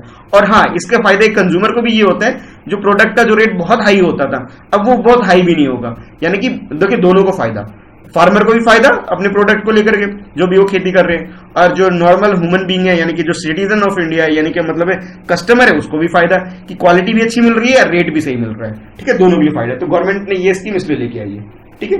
तो ये एग्रीकल्चर से रिलेटेड भी हो गया। अभी रिसेंटली ये है कि अभी काफी मार्केट नहीं हो पा रहा है, कुछ भी नहीं हो रहा है, तो ये महाराष्ट्र वगैरह और जो साउथ के स्टेट है वहां ये काफी पॉपुलर हो रहा है, जहां पे क्या हो रहा है कि जो किसान वगैरह डायरेक्टली सप्लाई कर रहे हैं चीजों को, ठीक है, कंज्यूमर तक। तो इसलिए ये थोड़ा पॉपुलर हो रहा है, काफी न्यूज में है, इसलिए ये क्वेश्चन आपसे पूछा जा रहा है। अच्छा, नेक्स्ट बोला कि ये जीईएम फंक्शन जो है ये directorate general of supplier and disposal के अंदर काम करता है, डिपार्टमेंट है। ये डिपार्टमेंट किसका है? Ministry of commerce and industry का है। यानी कि जो ministry of commerce and industry बोला गया था इसके अंदर वो ठीक है, वो बिल्कुल करेक्ट है, लेकिन ministry of commerce and industry है, इसके अंदर जो इसका डिपार्टमेंट है, एक मिनट, हाँ, जो डिपार्टमेंट है वो डिपार्टमेंट कौन सा है? Directorate general of supplies and disposal. Supply करना और उसे डिस्पोज करना, यानी पहुंचाने वाला जो डिपार्टमेंट है, डायरेक्टरेट है, डायरेक्टर जनरल, वो इसे डील करता है। और ये डिपार्टमेंट किसके अंदर आता है? ये आता है ministry of commerce and industry के अंदर। With reference to the silent hypoxia, consider the following statements. Patient with the condition having extremely low blood oxygen level which can be noticed by the breathlessness. Pulse oximeter can be used for its early detection. Which of the statement given above are correct? Your options are A, 1 only, B, 2 only, C, both 1 and 2, D, neither 1 nor 2. इस question में आपसे जो term पूछा गया है वो silent hypoxia क्या होता है इसके बारे में पूछा जा रहा है। और इसके बाद जो नीचे लिखा हुआ करेक्ट स्टेटमेंट, इट मींस इस क्वेश्चन में आपसे करेक्ट स्टेटमेंट पूछा जा रहा है, ठीक है। तो सबसे पहले तो आपको ये न्यूज में जो चल रहा है टर्म साइलेंट हाइपोक्सिया है क्या, ये पता होना चाहिए, ठीक है। उसके बाद जो दो स्टेटमेंट है, जैसे फर्स्ट स्टेटमेंट कह रहा है कि इसमें अगर पेशेंट जो होता है उसकी कंडीशन ऐसी है, वो extremely low blood oxygen level पहुंच जाता है, यानी कि उसके शरीर के अंदर जो खून है, खून में जो ऑक्सीजन की जो क्वांटिटी है, मात्रा है, वो कम नोटिस की जाती है, कम हो जाती है। और साथ ही साथ वो ब्रेथलेसनेस हो जाता है, यानी कि वो ऐसी हालत में हो जाता है कि वो सांस भी ना ले सके, ठीक है। उसकी ये हालत होता है कि वो सांस लेने में भी उसे बहुत परेशानी हो जाती है, उसकी सांस में से भी प्रॉब्लम होती है उसे, ठीक है, ये बोला जा रहा है। अच्छा, नेक्स्ट स्टेटमेंट में आपसे बोला जा रहा है कि जो पल्स एक्सोमीटर है, पल्स एक्सोमीटर यूज किया जाता है इस बीमारी को डिटेक्ट करने के लिए, यानी कि ये जो साइलेंट हाइपोक्सिया इसको डिटेक्ट करने के लिए, इसके शुरुआत में अगर इसे ऐसा किसी को हो रहा है तो उसके जांचने के लिए ये प्लस एक्सोमीटर यूज किया जाता है, जिससे ये बीमारी डिटेक्ट की जा सके, इसके बारे में पता लगाया जा सके। तो आपके पास ये चार ऑप्शन है, इस हिसाब से कौन सा स्टेटमेंट सही है, कौन सा गलत है, इस हिसाब से आप क्वेश्चन को एक बार अटेम्प्ट करिए, फिर आंसर को डिस्कस करते हैं। तो इसका जो करेक्ट आंसर है इसका बी, यानी कि सेकंड ओनली, यानी कि जो सेकंड ऑप्शन है वो बिल्कुल करेक्ट है। यानी कि पल्स एक्सोमीटर जो है ये इसका एक डिवाइस है जिससे कि मेजर किया जाता है कि ऑक्सीजन लेवल को हमारी बॉडी के अंदर जो ब्लड होता है, ब्लड के अंदर ऑक्सीजन का कितना लेवल है, क्या किस लेवल पे है, इसके बारे में पता लगाया जाता है पल्स एक्सोमीटर से। ये स्टेटमेंट बिल्कुल सही है। फर्स्ट स्टेटमेंट बोला गया जो कि गलत स्टेटमेंट है, इसमें ही बोला गया था कि इसमें extremely low blood oxygen level हो जाता है। ये बात तो सही है, ये बात बिल्कुल सही है कि ऑक्सीजन का जो लेवल होता है हमारे ब्लड में ये कम हो जाता है, लेकिन हमारी बॉडी जो है ब्रेथलेसनेस हो जाती है, यानी कि सांस लेने योग्य नहीं रहती है या कम सांस होती है। भाई अगर सांस ही नहीं लेंगे तो जिंदा कैसे बचेंगे? सिंपल सा क्वेश्चन था ये तो। ये बस ऐसे फंसाने के लिए, परेशान करने के लिए था आपको कि भाई अगर सांस ही कोई बंदा नहीं ले पाएगा तो जिंदा कैसे बचेगा? मर जाएगा वो तो, ठीक है। ऑक्सीजन नहीं किसी की बॉडी में जाएगा तो उसकी इट मीन्स वो डेथ हो गई उसकी। तो फर्स्ट स्टेटमेंट तो बिल्कुल ही गलत हो जाएगा, ठीक है। यानी कि जो सेकंड स्टेटमेंट है वही करेक्ट है बस, कि इसमें जो बॉडी के अंदर जो ब्लड है, ब्लड के अंदर जो ऑक्सीजन का लेवल लो हो जाता है, लो जरूर हो जाता है पर सांस ले पाता है वो, ठीक है। और दूसरा ये कि ये जो प्लस एक्सोमीटर है ये डिवाइस है जिससे ये मेजर किया जाता है, ठीक है। तो चलते फिर नेक्स्ट क्वेश्चन की तरफ। With reference to the national initiative for development and harnessing innovation consider the following statement. ये निधि जो है, निधि की फुल फॉर्म बताई गई है कि national initiative for development and मतलब मैं पढ़ नहीं पा रहा हूं, हार्नेसिंग इनोवेशन, ठीक है।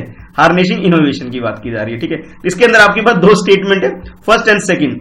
तो फर्स्ट स्टेटमेंट आपके लिए ये, it is the end to end plan to startup to double the number of incubator and startups in duration of 5 year. यानी 5 ईयर के अंदर स्टार्टअप जो भी, मतलब कोई अगर नया स्टार्टअप लेकर आ रहा है तो उसके जो नंबर को डबल करना इसका टारगेट है इस निधि स्कीम के अंदर, ये बात की जा रही है। अच्छा, उसके बाद ये बोला जा रहा है सेकंड स्टेटमेंट में, it is being implemented by the ministry of skill development and enterprises. यानी कि ये जो निधि स्कीम लेकर जो आई है, ये लेके आई है हमारी कंट्री की जो ministry of skill development and enterprise, ये लेकर के आई। तो ये दो स्टेटमेंट है, हमें आइडेंटिफाई करना है कि which of the statement given above are not correct. इसका मतलब ये है कि हमें गलत स्टेटमेंट को आइडेंटिफाई करना है कि जो भी गलत स्टेटमेंट होगा वो हमारा आंसर होगा। तो हमारे पास ऑप्शन है A first only, B two only, C both 1 and 2, D neither 1 nor 2, यानी कि इनमें से कोई सही नहीं है, ये सब बोला जा रहा है। तो ये आपके पास 4 ऑप्शन है, इस हिसाब से आप अटेम्प्ट करिए, फिर इसका आंसर डिस्कस करते हैं। तो इसका जो करेक्ट आंसर है, करेक्ट आंसर इसका हो गया बी, यानी कि 2 ओनली। यानी कि सेकंड जो है वो बिल्कुल सही है एज पर द क्वेश्चन। और क्वेश्चन में हमसे क्या पूछा गया था? नॉट करेक्ट पूछा गया था। एक बार देख लो दोबारा से, क्या पूछा गया? Not correct. यानी कि ये जो सेकंड स्टेटमेंट है ये गलत है और हमसे गलत ही पूछा गया था, ठीक है। यानी कि फर्स्ट वाला मतलब सही है और सेकंड वाला गलत है और गलत ही पूछा गया। तो हमारा आंसर तो ये बी हो गया, यानी कि सेकंड ओनली। अब डिस्कस कर लेते हैं डिटेल में निधि स्कीम क्या है। तो निधि स्कीम के अंदर क्या होता है, जितने भी स्टार्टअप है उसको डबल करना, नंबर ऑफ स्टार्टअप जो हमारी कंट्री में स्टार्ट हुए उसका डबल करना हमारा टारगेट है। किसके अंदर? निधि स्कीम के अंदर। अच्छा, ये बिल्कुल सही था। और दूसरा जो बोला गया था कि ये जो आती है मिनिस्ट्री ऑफ स्किल डेवलपमेंट, ये मिनिस्ट्री ऑफ स्किल डेवलपमेंट से इसका कोई लेना देना नहीं है। इसका ये जो है ministry of science and technology के अंदर आता है, जिसके अंदर एक डिपार्टमेंट है, department of science and technology, वो इसे डील करता है, ठीक है। ये था। तो यानी कि सेकंड स्टेटमेंट गलत था और हमें गलत स्टेटमेंट आइडेंटिफाई करना था। इस हिसाब से हमारा आंसर हो गया बी, यानी कि सेकंड ओनली। अच्छा, कल और इससे पहले 2-3 वीडियो में मैंने 2 क्वेश्चन आपसे करवाए थे। एक सरस स्कीम के बारे में पढ़ाया था आपको, सरस के अलावा एक और था यस स्कीम के बारे में बताया था। तो ये सरस क्या है, यस क्या है, इनकी फुल फॉर्म क्या है, इस किस कैटेगरी में आते हैं, इसे कमेंट बॉक्स में जरा लिख के बताओ तो क्या सही है क्या गलत है। ये यस होता क्या है, यस की फुल फॉर्म बतानी है, और ये सरस स्कीम है क्या चीज। तो सरस और यस स्कीम के बारे में थोड़ा पढ़ना, फिर कमेंट बॉक्स में मुझे बताना ये होता क्या है, इसके बारे में डिटेल में थोड़ा सा, ठीक है, ताकि मुझे पता लग सके कि आप लोग पढ़ रहे हैं या नहीं पढ़ रहे हैं। चलिए नेक्स्ट क्वेश्चन देखते हैं। Which of the following are not landlock country. मतलब इसमें आपसे पूछा गया कि इनमें से कौन सी कंट्री है जो कि लैंडलॉक कंट्री नहीं है। तो पहले तो ये समझ लेते हैं ये लैंडलॉक कंट्री होता क्या है। लैंडलॉक कंट्री का मतलब होता है कोई भी एक कंट्री जो चारों तरफ से लैंड से घिरी हुई हो, यानी कि कोई भी एक ऐसी कंट्री जिसके चारों तरफ कंट्री अलग अलग कंट्री है और उसे लॉक करके रखा हुआ, किसी भी तरीके से ओशन से कनेक्टेड नहीं है, तो उसे हम कहेंगे लैंडलॉक कंट्री, ठीक है।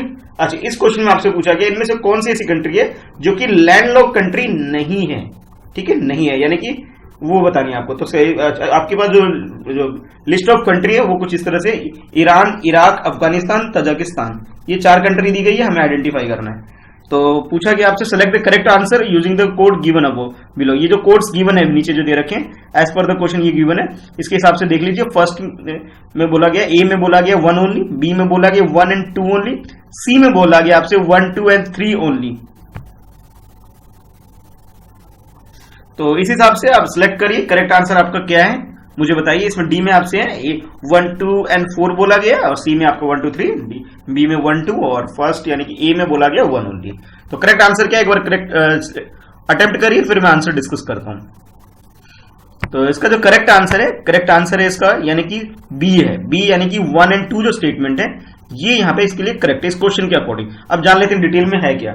इस क्वेश्चन में आपसे जैसे पूछा गया है कि कौन सी लैंडलॉक कंट्री नहीं है, ठीक है। लैंडलॉक कंट्री ना होने का मतलब है जो किसी न किसी तरह से ओशन से ओपन है या किसी और तरीके से ओशन से कनेक्टेड है, कहने का मतलब। तो जो इराक है, इराक जो है, इराक और ईरान ये दोनों ही, इराक और ईरान दोनों कंट्री ऐसी है जो कि ओपन है यानी कि वो लैंडलॉक कंट्री नहीं है, ठीक है।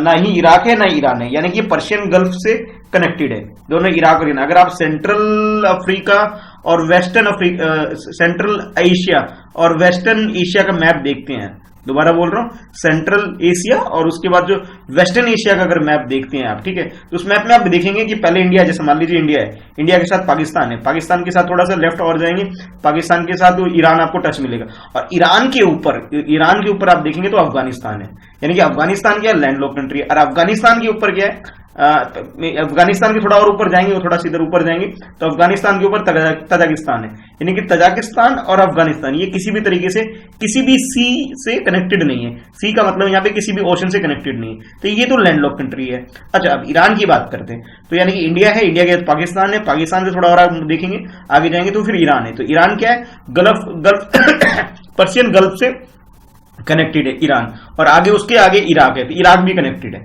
ये दोनों कनेक्टेड है किससे, पर्शियन गल्फ से। और जो हमारे पास जो ये ईरान है, ईरान का ही पहले पुराना नाम है पर्शिया था, और इस वजह से ये जो गल्फ होता है, इस गल्फ का ही नाम रखा गया है पर्शियन गल्फ। आजकल हम इसे ईरान बोलते हैं, पर एक्चुअल में इसका जो पुराना नाम है वो पर्शिया ही था पहले, ठीक है। तो करेक्ट आंसर इसका बी हो गया। बी यानी कि 1 and 2 जो है वो लैंडलॉक कंट्री नहीं है, यानी ईरान और इराक लैंडलॉक कंट्री नहीं है, और अफगानिस्तान और तजाकिस्तान लैंडलॉक कंट्री है, ठीक है। चलो मिलते हैं, नहीं अभी और क्वेश्चन बाकी है। हाँ, नेक्स्ट है उसके बाद कंसीडर द फॉलोइंग स्टेटमेंट। अब नेक्स्ट क्वेश्चन में क्या है, आपसे पूछा जा रहा है कि cooperation bank come with in the definition of bank under the banking regulation act 1949। जितने भी कॉपरेशन बैंक होते हैं, जैसे आपने काफी सुना होगा कि अभी recently Maharashtra cooperation bank news में था, अगर आपको याद है तो, उसमें कुछ आरबीआई ने कुछ अपने कंट्रोल में ले लिया था। तो ये न्यूज अगर आपने नहीं पढ़ा है, पीछे टाइम से काफी ये न्यूज में था, इस वजह से क्वेश्चन थोड़ा सा सामने आ रहा है। और आप जहां भी रहते हैं, आपके आसपास कौन से कोऑपरेटिव बैंक्स हैं उनके बारे में आपको पता होना चाहिए। अच्छा, उसके बाद फर्स्ट में ये बोला गया जो ये कोऑपरेटिव बैंक होते हैं ये बैंकिंग रेगुलेशन एक्ट 1949 के अंदर आते हैं, पहली बात ये बोली गई है।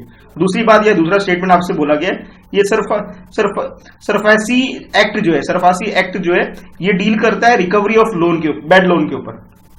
तो पहले समझ लेते हैं कि बैड लोन होता क्या है। बैड लोन का मतलब ये होता है कि जितने भी ऐसे लोन जो कि मतलब किसी बैंक से किसी ने लोन लिया है बट उसको बैंक को पैसा वापस नहीं दे रहे हैं, तो उसे हम कहते हैं बैड लोन। तो वो सरफासी एक्ट के अंदर आते हैं, ठीक है, ये रिकवरी के लिए। अच्छा, अभी अब नीरव मोदी जैसे कुछ केसेस चल रहे थे जो कि भगोड़े हो गए हैं, जिन्होंने पैसा ले लिया था लेकिन वापस नहीं किया है, तो उस टाइप की जो कंडीशन हमारी कंट्री में क्रिएट हुई है, उस वजह से ये काफी न्यूज में है। तो आपको ये बताना है कि इनमें से कौन सा स्टेटमेंट करेक्ट है, which of the above statements are correct. आपको कौन सा स्टेटमेंट करेक्ट लग रहा है इसमें से वो आइडेंटिफाई करना है। तो आपके पास ऑप्शन पहले की तरह ऐसे ही है, फर्स्ट यानी ए में है 1 ओनली, बी में है आपके पास 2 ओनली, सी में आपके पास बोथ 1 and 2 दोनों ही सही है, और डी में बोला गया नाइदर 1 nor 2 यानी कि दोनों ही गलत है। तो करेक्ट आंसर क्या है, करेक्ट ऑप्शन क्या है, चूज करिए, अटेम्प्ट करिए, फिर इसके आंसर को हम डिस्कस करते हैं। तो इसका जो करेक्ट आंसर है, करेक्ट आंसर यानी कि सी, यानी बोथ 1 and 2 दोनों ही सही है, यानी फर्स्ट स्टेटमेंट और सेकंड स्टेटमेंट दोनों सेम। यानी कि जो कोऑपरेटिव बैंक्स है, जितने भी कोऑपरेटिव बैंक या कोऑपरेटिव सोसाइटी है, ये किसके अंदर आते हैं, ये बैंक की डेफिनेशन के आते हैं, यानी कि बैंकिंग रेगुलेशन एक्ट 1949 के अंदर आते हैं, ठीक है। ये पहले नहीं आया करते थे, लेकिन 2003 जनवरी 28 2003 में जो सुप्रीम कोर्ट ने एक डिसीजन दिया था सेंट्रल गवर्नमेंट को कि नोटिफाई किया था कि ये जितने भी कोऑपरेटिव सोसाइटी हैं इनको बैंक के अंदर लेके आइए आप, इसे बैंक रेगुलेशन एक्ट के 1949 के अंदर इनके अंदर काम होना चाहिए। ये सुप्रीम कोर्ट की गाइडलाइन की वजह से ये इसके अंदर आ गए, पहली बात। दूसरी बात ये बोला गया कि जो बैड लोन होता है उसकी रिकवरी के लिए एक्ट यूज होता है, सरफेसी एक्ट यूज होता है, ठीक है। यानी कि दोनों स्टेटमेंट करेक्ट है, यानी कि हमारा आंसर हो गया सी, यानी कि फर्स्ट एंड टू दोनों ही स्टेटमेंट करेक्ट है। चलिए फिर नेक्स्ट क्वेश्चन की तरफ चलते हैं। तो नेक्स्ट क्वेश्चन है आपका, consider the following statement with reference to the Pulitzer prize. Pulitzer prize क्या होता है उसके बारे में आपसे क्वेश्चन पूछा गया है, ठीक है। तो आपके पास ये दो स्टेटमेंट है, रीड कर लेते हैं one by one. It is the award for the public service and achievement in journalism. Journalism यानी कि पत्रकारी का तो जो मतलब सब्जेक्ट होता है पत्रकारी का, यानी कि जो जर्नलिज्म होते हैं न्यूज़पेपर वाले और जो मीडिया जो होते हैं, ये उस फील्ड में दिया जाता है, पब्लिक सर्विस के लिए दिया जाता है। जो बहुत अच्छा परफॉर्मेंस करता है, कुछ एक्स्ट्रा ऑर्डिनरी वर्क करता है, उसको दिया जाता है पुलित्जर प्राइज। पहला स्टेटमेंट ये बोल रहा है। सेकंड स्टेटमेंट में बोला है it is the administrated by the United Nation General Assembly and Pulitzer prize board. इस प्राइज को जो दिया जाता है ये यूनाइटेड नेशन के जनरल असेंबली और पुलित्जर प्राइज बोर्ड है, ये दोनों मिलकर के इसके नाम को अनाउंस करती है कि भाई इस साल किसको दिया जाना है। तो ये पूछा गया आपसे क्वेश्चन। और फिर आगे बोला कि which of the statement given above are correct, यानी कि ऊपर जो ये दो स्टेटमेंट दिए गए इनमें से कौन सा स्टेटमेंट करेक्ट है, आपको वो आइडेंटिफाई करते हुए ये चार ऑप्शन सेलेक्ट करने हैं। तो ए यानी कि 1 ओनली, बी यानी कि 2 ओनली, सी में बोला गया बोथ 1 and 2, डी यानी कि 1 and 2 दोनों ही गलत है, यानी कि डी में गलत है, सी में दोनों सही है, बी में बोला सेकंड सही है, ए में बोल रहा है फर्स्ट सही है। तो करेक्ट आंसर क्या है एक बार अटेम्प्ट करिए, फिर डिटेल में इसके बारे में डिस्कस करते हैं। तो इसका जो करेक्ट आंसर है, करेक्ट आंसर जो है इसका इस क्वेश्चन का ये हो गया ए यानी कि 1 ओनली, यानी कि फर्स्ट स्टेटमेंट जो है ये बिल्कुल करेक्ट है। यानी पुलित्जर प्राइज जो ये बिल्कुल दिया जाता है जर्नलिज्म के फील्ड में, जो कि पब्लिक सर्विस और कोई बहुत बड़ा अचीवमेंट होता है जर्नलिज्म के क्षेत्र में, जो जर्नलिज्म लेटर्स और म्यूजिक के क्षेत्र में जो कुछ एक्स्ट्रा ऑर्डिनरी कोई काम करता है पब्लिक सर्विस के लिए, उसे दिया जाता है। ये फर्स्ट स्टेटमेंट बिल्कुल करेक्ट होगी। अच्छा, सेकंड स्टेटमेंट ये है कि इसमें ये बोला गया था कि यूनाइटेड नेशन जनरल असेंबली इसको देती है, यूनाइटेड नेशन जनरल असेंबली नहीं, ये गलत हो गया यहाँ पे। ये यूनाइटेड नेशन जनरल असेंबली से इसका कोई लेना देना नहीं है इसका, ठीक है। ये पुलित्जर प्राइज बोर्ड और कोलंबिया यूनिवर्सिटी मिलकर देती है, यानी कि पुलित्जर प्राइज और कोलंबिया यूनिवर्सिटी दोनों कोलैबोरेट करके मिलकर के नाम डिसाइड करती है कि भी इस साल किसको दिया जाएगा, ठीक है। तो ये यूनाइटेड नेशन जनरल असेंबली का इसमें कोई रोल नहीं है, इसके अंदर पुलित्जर प्राइज बोर्ड बैठती है और उसके बाद कोलंबिया यूनिवर्सिटी के जो मेंबरान इनके जो मेंबर्स होते हैं वो एक साथ बैठते हैं और फिर उसके बाद डिसाइड करते हैं किसको। यानी सेकंड स्टेटमेंट हमारा गलत हो गया, फर्स्ट स्टेटमेंट हमारा सही है, यानी कि फर्स्ट आंसर जो हो गया वो हो गया ए, यानी कि फर्स्ट ओनली। देखते हैं जो ये है, match the following list 1 with list 2 and choose the correct answer from the quotes given below.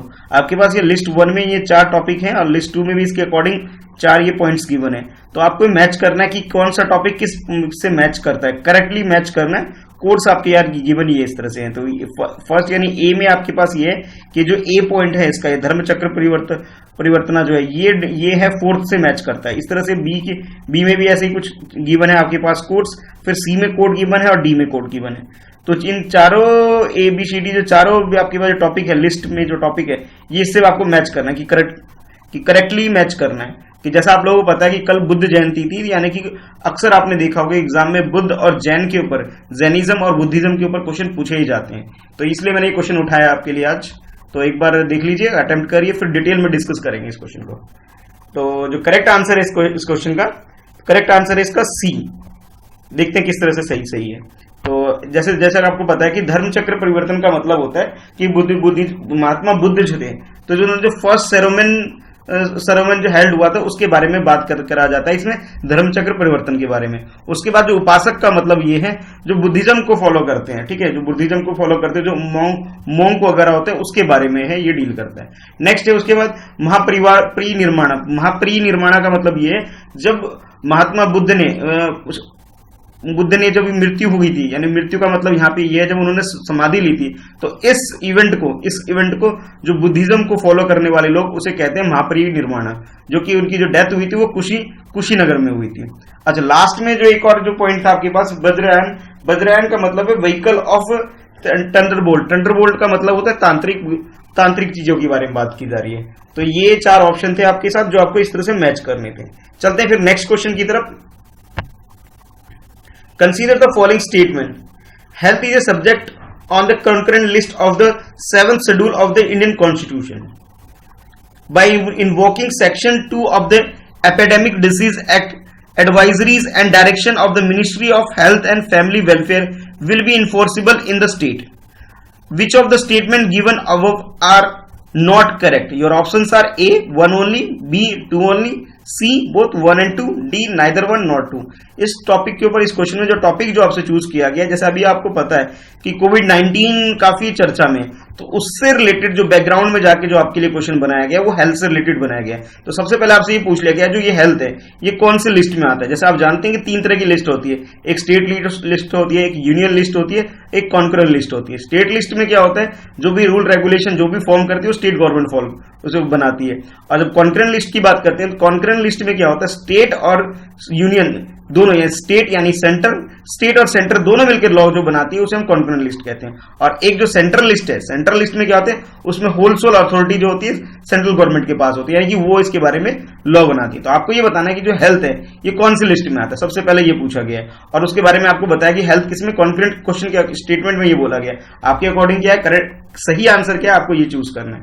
और सेकंड में ये बोला गया कि सेक्शन 2 जो है एपिडेमिक डिजीज एक्ट का जो सेक्शन 2 है ये डायरेक्शन देती है, इसमें ये राइट दिया जाता है कि जो हमारी कंट्री की जो सेंट्रल गवर्नमेंट की जो मिनिस्ट्री होती है, ministry of health and family welfare, इसके पास होलसेल अथॉरिटी होती है कि कोई भी एडवाइजरी और डायरेक्शन ये जारी कर सकती है। तो इसके बारे में आपसे पूछा गया नॉट करेक्ट, यानी कि कौन सा ऑप्शन सही नहीं है, गलत वाला चूज करना है। दोनों स्टेटमेंट को देख के गलत स्टेटमेंट आइडेंटिफाई करके ये आपको चारों ऑप्शन में से सिलेक्ट करना है। तो फर्स्ट ऑप्शन यानी ए में आपसे बोला गया है कि 1 ओनली, बी में आपसे बोला है 2 ओनली, सी में बोला गया बोथ 1 and 2, यानी कि दोनों ही स्टेटमेंट गलत है। और डी में बोला है नाइदर 1 nor 2, ना ही 1 ना ही 2 ना ही आपका सेकंड। तो आपको करेक्ट वाला आइडेंटिफाई करना है, करेक्ट क्या है वो आपको बताना है। ठीक है, तो ये 4 ऑप्शन है, क्वेश्चन को ठीक से अटेम्प्ट करिए। तो इसका जो करेक्ट आंसर है ए, यानी फर्स्ट जो है फर्स्ट वाला गलत स्टेटमेंट है, यानी कि यही हमारा आंसर है। सेकंड वाला ठीक है, तो हमें ठीक नहीं गलत आइडेंटिफाई करना है। ठीक है, तो जो सबसे पहले जो बात करते हैं ये बात करते हैं हेल्थ की। तो हेल्थ जो है वो टॉपिक जो है, जो हेल्थ जो टॉपिक है इसे रखा जाता है स्टेट लिस्ट के अंदर रखा जाता है, ना कि ये कॉन्करेंट लिस्ट में होता है, ना ही सेंट्रल लिस्ट में होता है। ये होता है इस हेल्थ जो टॉपिक जो होता है, हेल्थ जो मुद्दा जो होता है वो होलसेल अथॉरिटी जो होती है, उसके अंदर मेन अथॉरिटी जो होती है वो होती है स्टेट गवर्नमेंट होती है। अच्छा, उसके बाद ये बोला कि ये किसके अंदर आती है, 7th शेड्यूल के अंदर आती है, अपनी जो कॉन्स्टिट्यूशन है हमारी कंट्री का जो संविधान है उसके हिसाब से। ये पहली बात होगी। और जबकि क्वेश्चन में आपके पास जो दिया गया था वो बोला गया था कॉन्करेंट लिस्ट, ये कॉन्करेंट लिस्ट का पार्ट नहीं है। पहली बात तो ये हो गया। ठीक है, यानी कि ये गलत स्टेटमेंट था, ये हमें आइडेंटिफाई करना था। उसके बाद हमारी कंट्री में जो एपिडेमिक डिसीज एक्ट है, यानी कि जो महामारी जो हमारी कहीं पे भी फैलती है हमारी कंट्री के अंदर, तो उसमें एक लॉ बनाया गया था, एक एक्ट लेके आया गया था। ठीक है, एक्ट पास कराया था सेंट्रल गवर्नमेंट में, जिसमें ये बोला गया था कि एपिडेमिक डिसीज एक्ट ये बोलता है, इसका जो सेक्शन 2 है कि अगर कोई इस तरह की महामारी आ रही है, जैसे अभी कोविड-19 भी एक तरह से महामारी है, तो उसमें क्या है कि हमारी कंट्री की जो सेंट्रल गवर्नमेंट के पास जो मिनिस्ट्री है, ministry of health and family welfare, इसके पास एक डायरेक्शन देने का और फिर एडवाइजरी जारी करने का होलसेल अथॉरिटी इसके पास है, ministry of health and family welfare के। आप लोग जैसे जानते हैं कि पहले जब ये लॉकडाउन स्टार्ट हुआ था तो ये बोला गया था कि 21 अप्रैल तक रहेगा, ये बोला गया था। लेकिन उसके बावजूद भी कुछ स्टेट जैसे उड़ीसा या केरला जैसे स्टेट थे, इन्होंने इस चीज को पहले से ही बोल दिया था कि हम 21 अप्रैल को लॉकडाउन को खत्म नहीं करेंगे, बल्कि आगे और इसे एक्सटेंड करेंगे। और फिर बाद में सेंट्रल गवर्नमेंट का डिसीजन आया था कि उन्होंने भी फिर इसे एक्सटेंड किया, यानी कि स्टेट के पास पावर था इसके पास कि वो इसे एक्सटेंड कर सकते हैं, और किया भी था। बहुत सारे स्टेट, उड़ीसा केरला जैसे स्टेट ने इसे इस पावर को यूज करके एक्सटेंड भी किया था। और जो मिनिस्ट्री ऑफ हेल्थ की तरफ से ये बाद में डायरेक्शन आया था कि इसे 21 मार्च के बाद इसे आगे एक्सटेंड कितना करना है, बाद में डायरेक्शन आया था। तो इसलिए क्वेश्चन आपके लिए न्यूज में है, काफी इंपॉर्टेंट टॉपिक है जो आपसे पूछा जा सकता है। चलिए चलते हैं नेक्स्ट टॉपिक, नेक्स्ट क्वेश्चन के ऊपर, जो ये है फ्लाइट नोट। अभी रिसेंटली कुछ न्यूज में टॉपिक काफी चल रहा है, तो आपको ये बोला फ्लाइट नोट क्या है, ये टॉपिक जो आप रीड कर रहे हैं टॉपिक फ्लाइट नोट, ये चीज है क्या। तो आपके पास ये 4 ऑप्शन है। फर्स्ट ऑप्शन देख लेते हैं क्या है। ये है an operation to deliver medical essential to the neighbourhood country by India, मतलब इंडिया यानी कि हमारी कंट्री के द्वारा जो नेबरहुड कंट्री है, जैसे पाकिस्तान हो गया, श्रीलंका हो गया, बांग्लादेश हो गया, नेपाल, भूटान, इस तरह की जो कंट्री है हमारे जो नेबर में, उसके पास असेंशियल यानी कि बहुत जो जरूरत की चीजें है, यानी कि जो जरूरत वाली जो मेडिसिन है उसको सप्लाई करने का, ठीक है, उसे सप्लाई करने का एक स्कीम है, एक तरह से ये बोला जा रहा है, ठीक है, एक ऑपरेशन है। नेक्स्ट बोला गया an operation to airlift Indian diaspora to the India due to the कोविड-19, यानी कि जो हमारी कंट्री के जो डायस्पोरा, जो different part of the world जो रह रहे हैं, यानी कि हमारी कंट्री के वो इंडियन जो दूसरी कंट्री में रह रहे हैं, उनको एयरलिफ्ट करके वहां से इंडिया लाया जाना, ये एक तरह का ऑपरेशन है। इसके बारे में बोला है। फ्लाइट नोट का मतलब यहाँ पे ये है। अच्छा, नेक्स्ट जो आपने बोला है, वो आपके लिए जो ऑप्शन है वो सी में ये बोला गया drone develop by the DRDO for border security, यानी बॉर्डर की सिक्योरिटी के लिए डीआरडीओ जो इंस्टीट्यूशन है हमारी कंट्री में, जो मेनली जो आर्मी के लिए और हमारे जो फोर्स के लिए जो इक्विपमेंट तैयार करती है, तो उसने एक ड्रोन डेवलप किया है, ड्रोन बनाया है, ताकि जो हमारी जो बॉर्डर की जो सिक्योरिटी है इसे सिक्योर किया जा सके, उसे सुरक्षित किया जा सके, जो बाहर से कोई लोग नहीं आ सके, इसलिए एक ड्रोन तैयार किया गया है, ये बोला जा रहा है ऑप्शन सी के अंदर। और डी में आपसे बोला जा रहा है कि इंटरनेट ऑफ ड्रोन्स है, ये एक प्लेटफॉर्म है इंटरनेट ड्रोन्स का, यानी कि ड्रोन वगैरह को यूज करना है, इसके रिगार्डिंग में एक इंटरनेट ऑफ ड्रोन है, यानी कि आईओडी के बारे में ये बात डील करता है फ्लाइट नोट। तो करेक्ट ऑप्शन क्या है, आपको चूज करना है इन चारों में से, ए बी सी डी में से, ठीक है, तो चूज करिए, अटेम्प्ट करिए क्वेश्चन। तो इसका जो सही आंसर है, यानी कि फ्लाइट नोट जो है ये एक तरह से ये क्या है, ऑप्शन डी जो है ये करेक्ट है। तो ऑप्शन डी में जो आपसे बोला गया इंटरनेट ऑफ ड्रोन्स प्लेटफॉर्म, ये है इसका, ठीक है। और इसके बारे में अगर डिटेल से हम जानना चाहें तो वो ये है कि फ्लाइट बेस जो है हमारी कंट्री में ministry of science and technology के अंदर एक डिपार्टमेंट आता है, उस डिपार्टमेंट का नाम है department of science and technology. उसने एक स्टार्टअप के तहत पुणे बेस्ड एक स्टार्टअप को फंड प्रोवाइड किया, तो उसने ही ये इक्विपमेंट डेवलप किया है हमारी कंट्री के अंदर, जो डेवलप किया है ताकि जो इंटरनेट ऑफ ड्रोन, जिसके लिए जो इंटरनेट ऑफ ड्रोन्स के रिलेटेड में एक प्लेटफॉर्म तैयार किया जा सके, उसके बारे में। तो ये स्टार्टअप जो है ये पुणे बेस्ड एक कंपनी है, वो इसे लॉन्च कर रही है, और ये जो इसका जो फंड इसे मिल रहा है ministry of science and technology के अंदर एक जो डिपार्टमेंट है, department of science and technology, वो इसे डील करती है। तो जो करेक्ट आंसर हो गया इसका डी। चलते हैं फिर नेक्स्ट क्वेश्चन की तरफ। तो नेक्स्ट क्वेश्चन है आपके लिए, consider the following statement with reference to the Ujala scheme. Ujala scheme जो हमारी कंट्री में लॉन्च किया गया है, हमें ये बताना है कि भाई उजाला स्कीम को ध्यान में रखते हुए ये जो दो स्टेटमेंट है, ये फर्स्ट स्टेटमेंट, ये सेकंड स्टेटमेंट, आपको इसे रीड करना है, उसके बाद चेक करना है कि कौन सा करेक्ट है। यहां लिखा ना which of the statement given above are correct statement identify करना है in terms of Ujala scheme के बारे में। तो फर्स्ट स्टेटमेंट रीड करते हैं, वो है under the scheme LED bulbs are distributed, यानी कि इस स्कीम के तहत, ये जो स्कीम है उजाला स्कीम, ये दो चीजें हैं, एक उज्ज्वला स्कीम होती है और एक उजाला स्कीम है, दोनों में थोड़ा डिफरेंस है। मैं आंसर देने के बाद आपको डिटेल में डिस्कस करूंगा दोनों के बारे में। तो आपको ये बताना है कि ये उजाला स्कीम है, जिसमें जो फर्स्ट स्टेटमेंट बोला कि इसमें एलईडी बल्ब को डिस्ट्रीब्यूट किया जाता है, और दूसरा बोला गया its objective is to promote energy efficiency, कि एनर्जी को बूस्ट करने के लिए, एनर्जी एफिशिएंसी को बढ़ाने के लिए ये स्कीम गवर्नमेंट लेके आई है, जिसका नाम रखा गया उजाला स्कीम। तो करेक्ट स्टेटमेंट क्या है इन दोनों में से, आपको चूज करना है। आपके पास ऑप्शन कुछ इस तरह से है, फर्स्ट यानी ए ऑप्शन जो है उसमें कहता है 1 only, B 2 only, C both 1 and 2, यानी कि दोनों स्टेटमेंट सही है। और डी में बोला नाइदर 1 नॉट 2, ना ही एक फर्स्ट या ना ही सेकंड, दोनों में से कोई भी सही नहीं है। तो करेक्ट क्या है आपको चूज करना है। तो इसका जो करेक्ट आंसर है इसका सी, यानी बोथ, फर्स्ट और सेकंड दोनों ही स्टेटमेंट करेक्ट है। फर्स्ट भी करेक्ट है, सेकंड भी करेक्ट है, दोनों ही सही है। कैसे, अब डिटेल में डिस्कस कर ले। मैंने थोड़ी देर पहले आपको बोला था एक स्कीम है उजाला स्कीम, एक स्कीम है उज्ज्वला स्कीम। तो पहले मैं उज्ज्वला स्कीम के बारे में थोड़ा सा बता देता हूं, फिर उज्ज्वला पे आते हैं, फिर उजाला पे आते हैं। उज्ज्वला स्कीम के अंदर ये है कि जो हमारी कंट्री में जो बीपीएल फैमिली है, ठीक है, बीपीएल फैमिली को फ्री गैस कनेक्शन दिया जाता था, ठीक है, ये तो है उज्ज्वला स्कीम, ठीक है, जबकि क्वेश्चन में उज्ज्वला नहीं उजाला है। अब आते हैं उजाला स्कीम के ऊपर, जो इस क्वेश्चन का पार्ट है। उजाला स्कीम जो है वो एक तरह से एलईडी को डिस्ट्रीब्यूट करने का एक स्कीम है, जिसमें एलईडी बल्ब को डिस्ट्रीब्यूट किया गया है। अच्छा, इसमें ये टारगेट या ऑब्जेक्टिव स्कीम का ये है कि प्रमोट करना है कि लाइटिंग जो होता है उसे, यानी रोशनी के लिए जो हम बल्ब वगैरह जलाते हैं, उसकी क्वालिटी को इंप्रूव करना है, इनहेंस करना है, उनकी क्वालिटी को इनहेंस करना, एफिशिएंटी बढ़ानी है। और तो और जो इलेक्ट्रिसिटी का जो बिल आता है, नॉर्मल जो हाउस होल्ड का जो बिल आता है, बिल को भी कम करना है, यानी कि क्वालिटी ऑफ एनर्जी बढ़ानी है हमें, बिल कम करना है हमें, ठीक है, ये हमारा टारगेट है। तो और एक तरह से लोगों को इसके बारे में अवेयरनेस भी इनहेंस करने की, लोगों को जो पुराने जो पीले वाले बल्ब होते हैं ना, 100 वाट वाले बल्ब थे, उसको हटा करके ये 5 वाट 10 वाट वाले जो बल्ब है, इसे यूज करना है, जो कि एलईडी फॉर्म में है।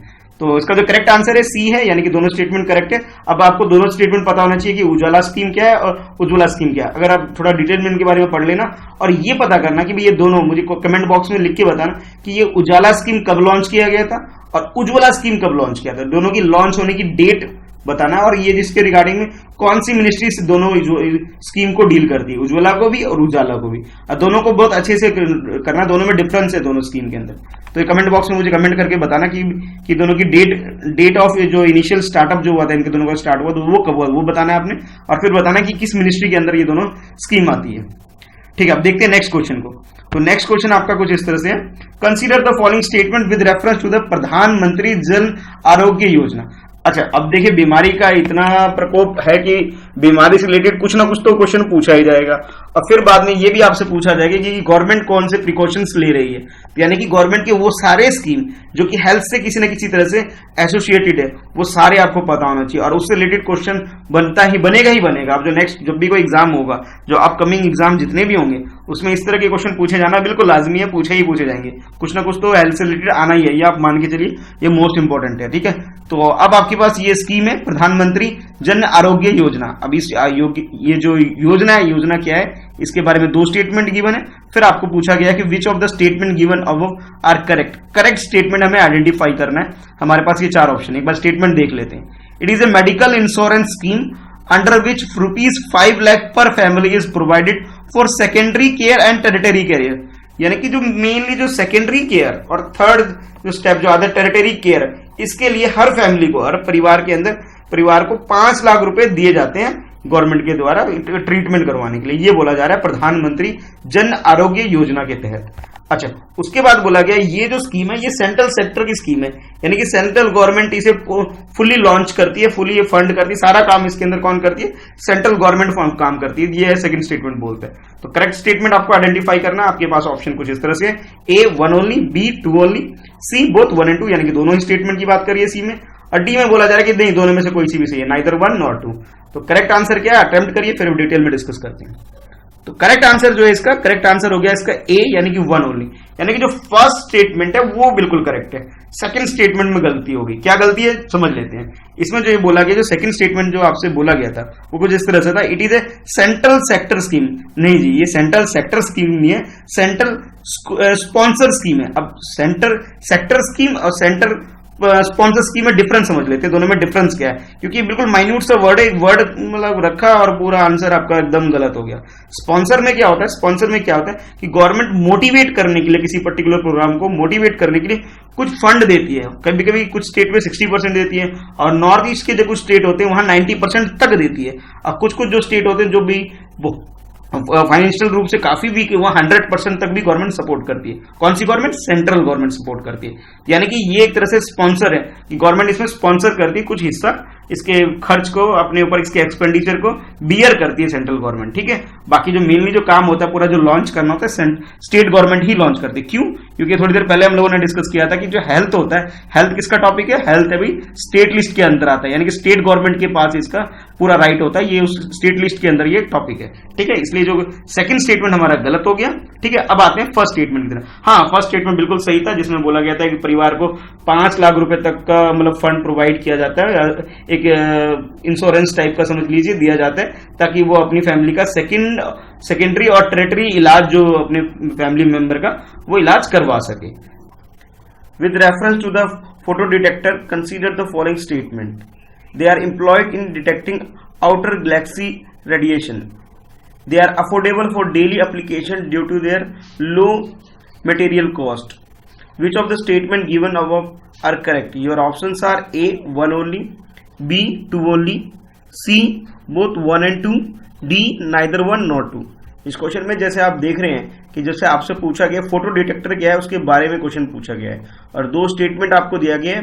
कि फर्स्ट स्टेटमेंट में ये दिया गया है कि ये जो फोटो डिटेक्टर है इसका जो मेन काम जो है, जो आउटर गैलेक्सी होते हैं, यानी कि हमारी गैलेक्सी से जो बाहर की जो गैलेक्सी है वहां से जो भी कोई रेडिएशन अगर निकलती है, कोई भी रेडिएशन निकलती है तो हमारी गैलेक्सी में, यानी हमारी गैलेक्सी के अंदर हमारे प्लैनेट के ऊपर अगर कुछ आसपास कुछ गैलेक्सी से रेडिएशन आते हैं तो उसे रिसीव करने का काम ये करती है फोटो डिटेक्टर।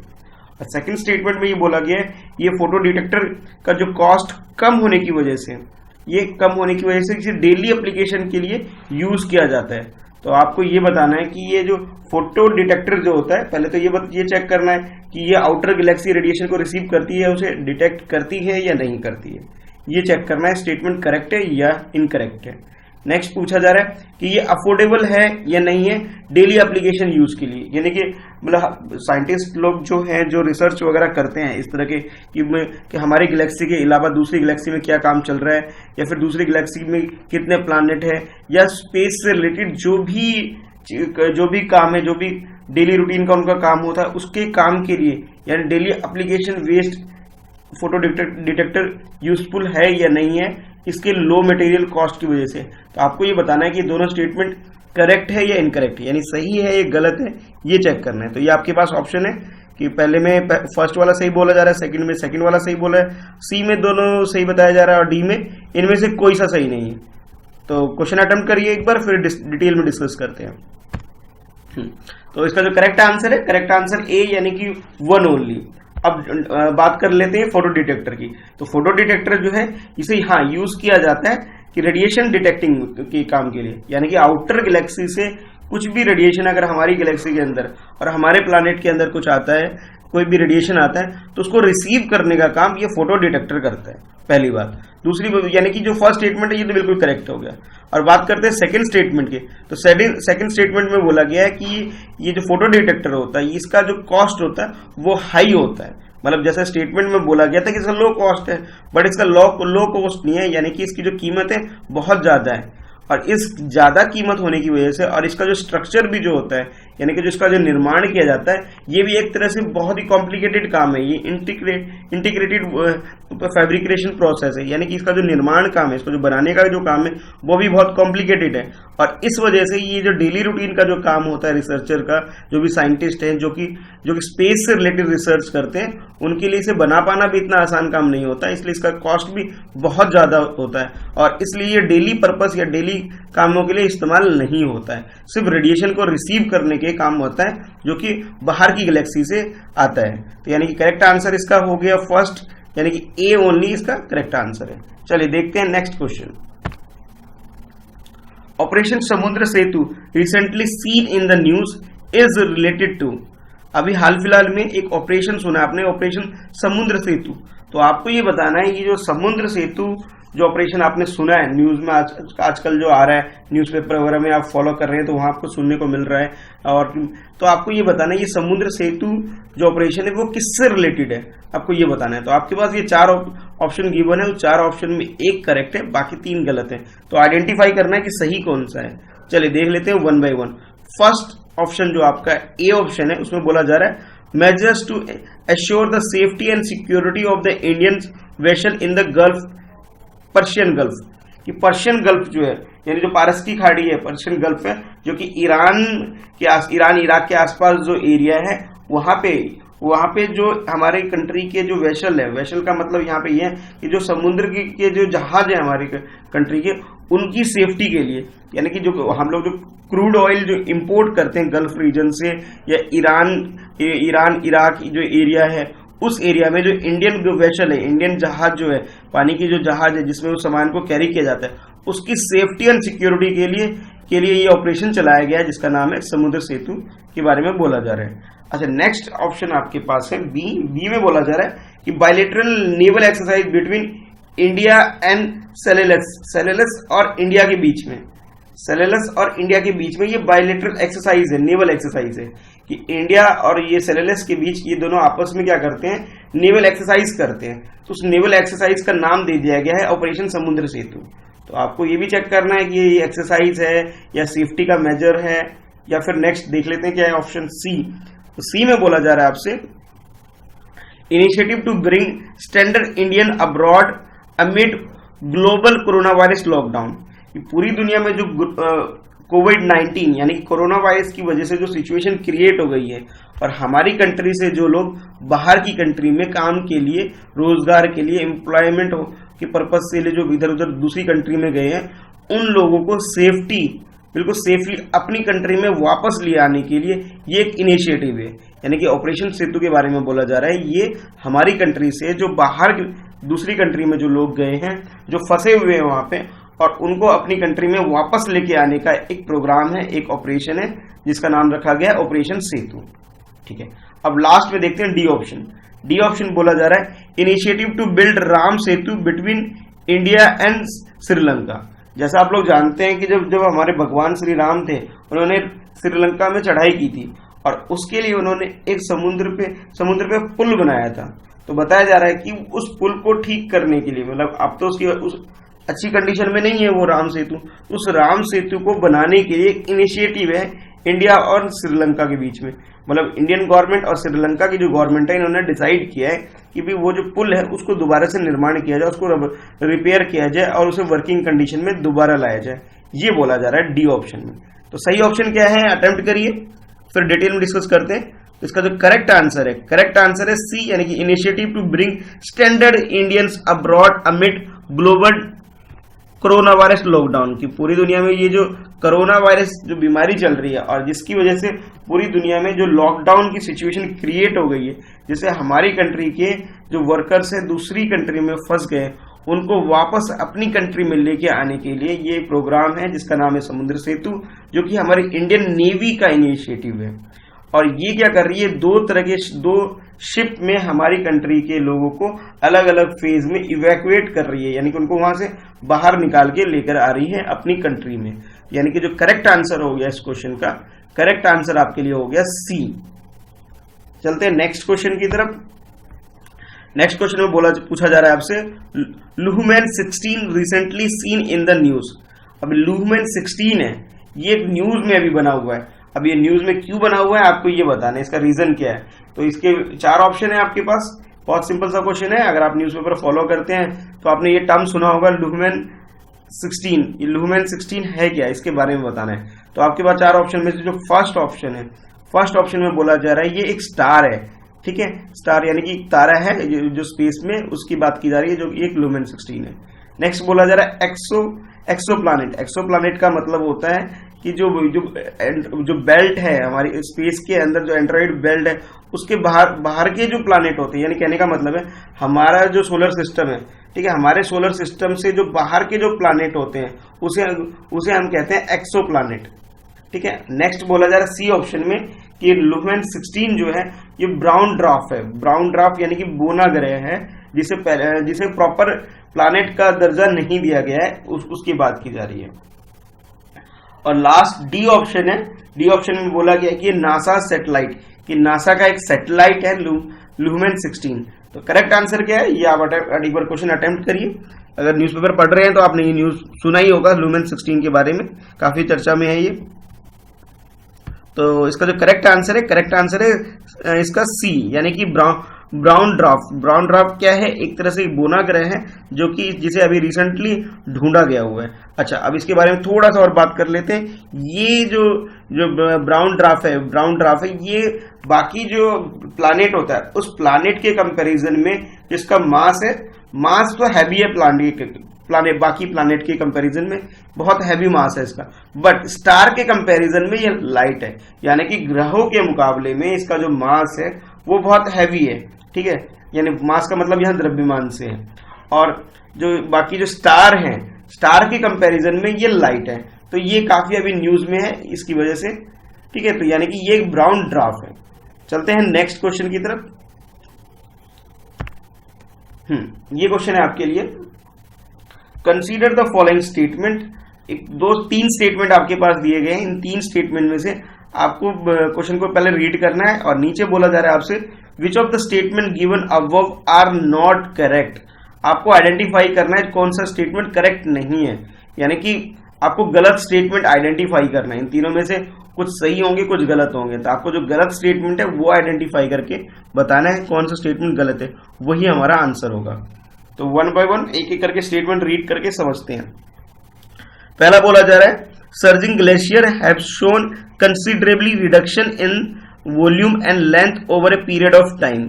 कि जो ग्लेशियर जो है हमारे प्लैनेट के ऊपर, उनके जो साइज और वॉल्यूम में जो रिडक्शन हो रहा है, रिडक्शन का मतलब है उनमें जो कमी आ रही है वो अभी कुछ टाइम से ऐसा ऑब्जर्व किया जा रहा है कि हमारे जो प्लानेट के ऊपर, अर्थ के ऊपर कुछ ग्लेशियर है, तो जैसे हिमालय भी एक ग्लेशियर है, तो उस ग्लेशियर में कमी आ रही है उसके साइज और लेंथ में, ये बोला जा रहा है फर्स्ट स्टेटमेंट में। सेकंड स्टेटमेंट में बोला जा रहा है they can be found in Karakoram range of Himalaya, कि ये जो ग्लेशियर है ये कहाँ पाया जाता है, कराकोरम रेंज में पाया जा रहा है, हिमालय में। ठीक है, नेक्स्ट स्टेटमेंट में देखते हैं। नेक्स्ट स्टेटमेंट में बोला जा रहा है glaciers move because of force of gravity, gravity के फोर्स की वजह से जो ग्लेशियर है वो मूवमेंट करते हैं, यानी कि ग्लेशियर भी मूव करते हैं ग्रेविटी की फोर्स की वजह से, ये बोला जा रहा है थर्ड स्टेटमेंट। ठीक है, तो आपको ये बताना है कि इन तीनों स्टेटमेंट में से गलत स्टेटमेंट कौन सा है। तो आपके पास चार ऑप्शन कुछ इस तरह से है।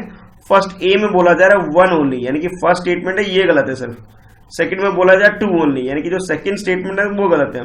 और सी में बोला जा रहा है वन एंड थर्ड, यानी कि फर्स्ट एंड थर्ड स्टेटमेंट वो रॉन्ग है। और डी में बोला जा रहा है सेकंड एंड थर्ड स्टेटमेंट गलत है। तो करेक्ट आंसर क्या है उसे चूज करिए, एक बार अटेम्प्ट करिए, फिर डिटेल में बात करते हैं।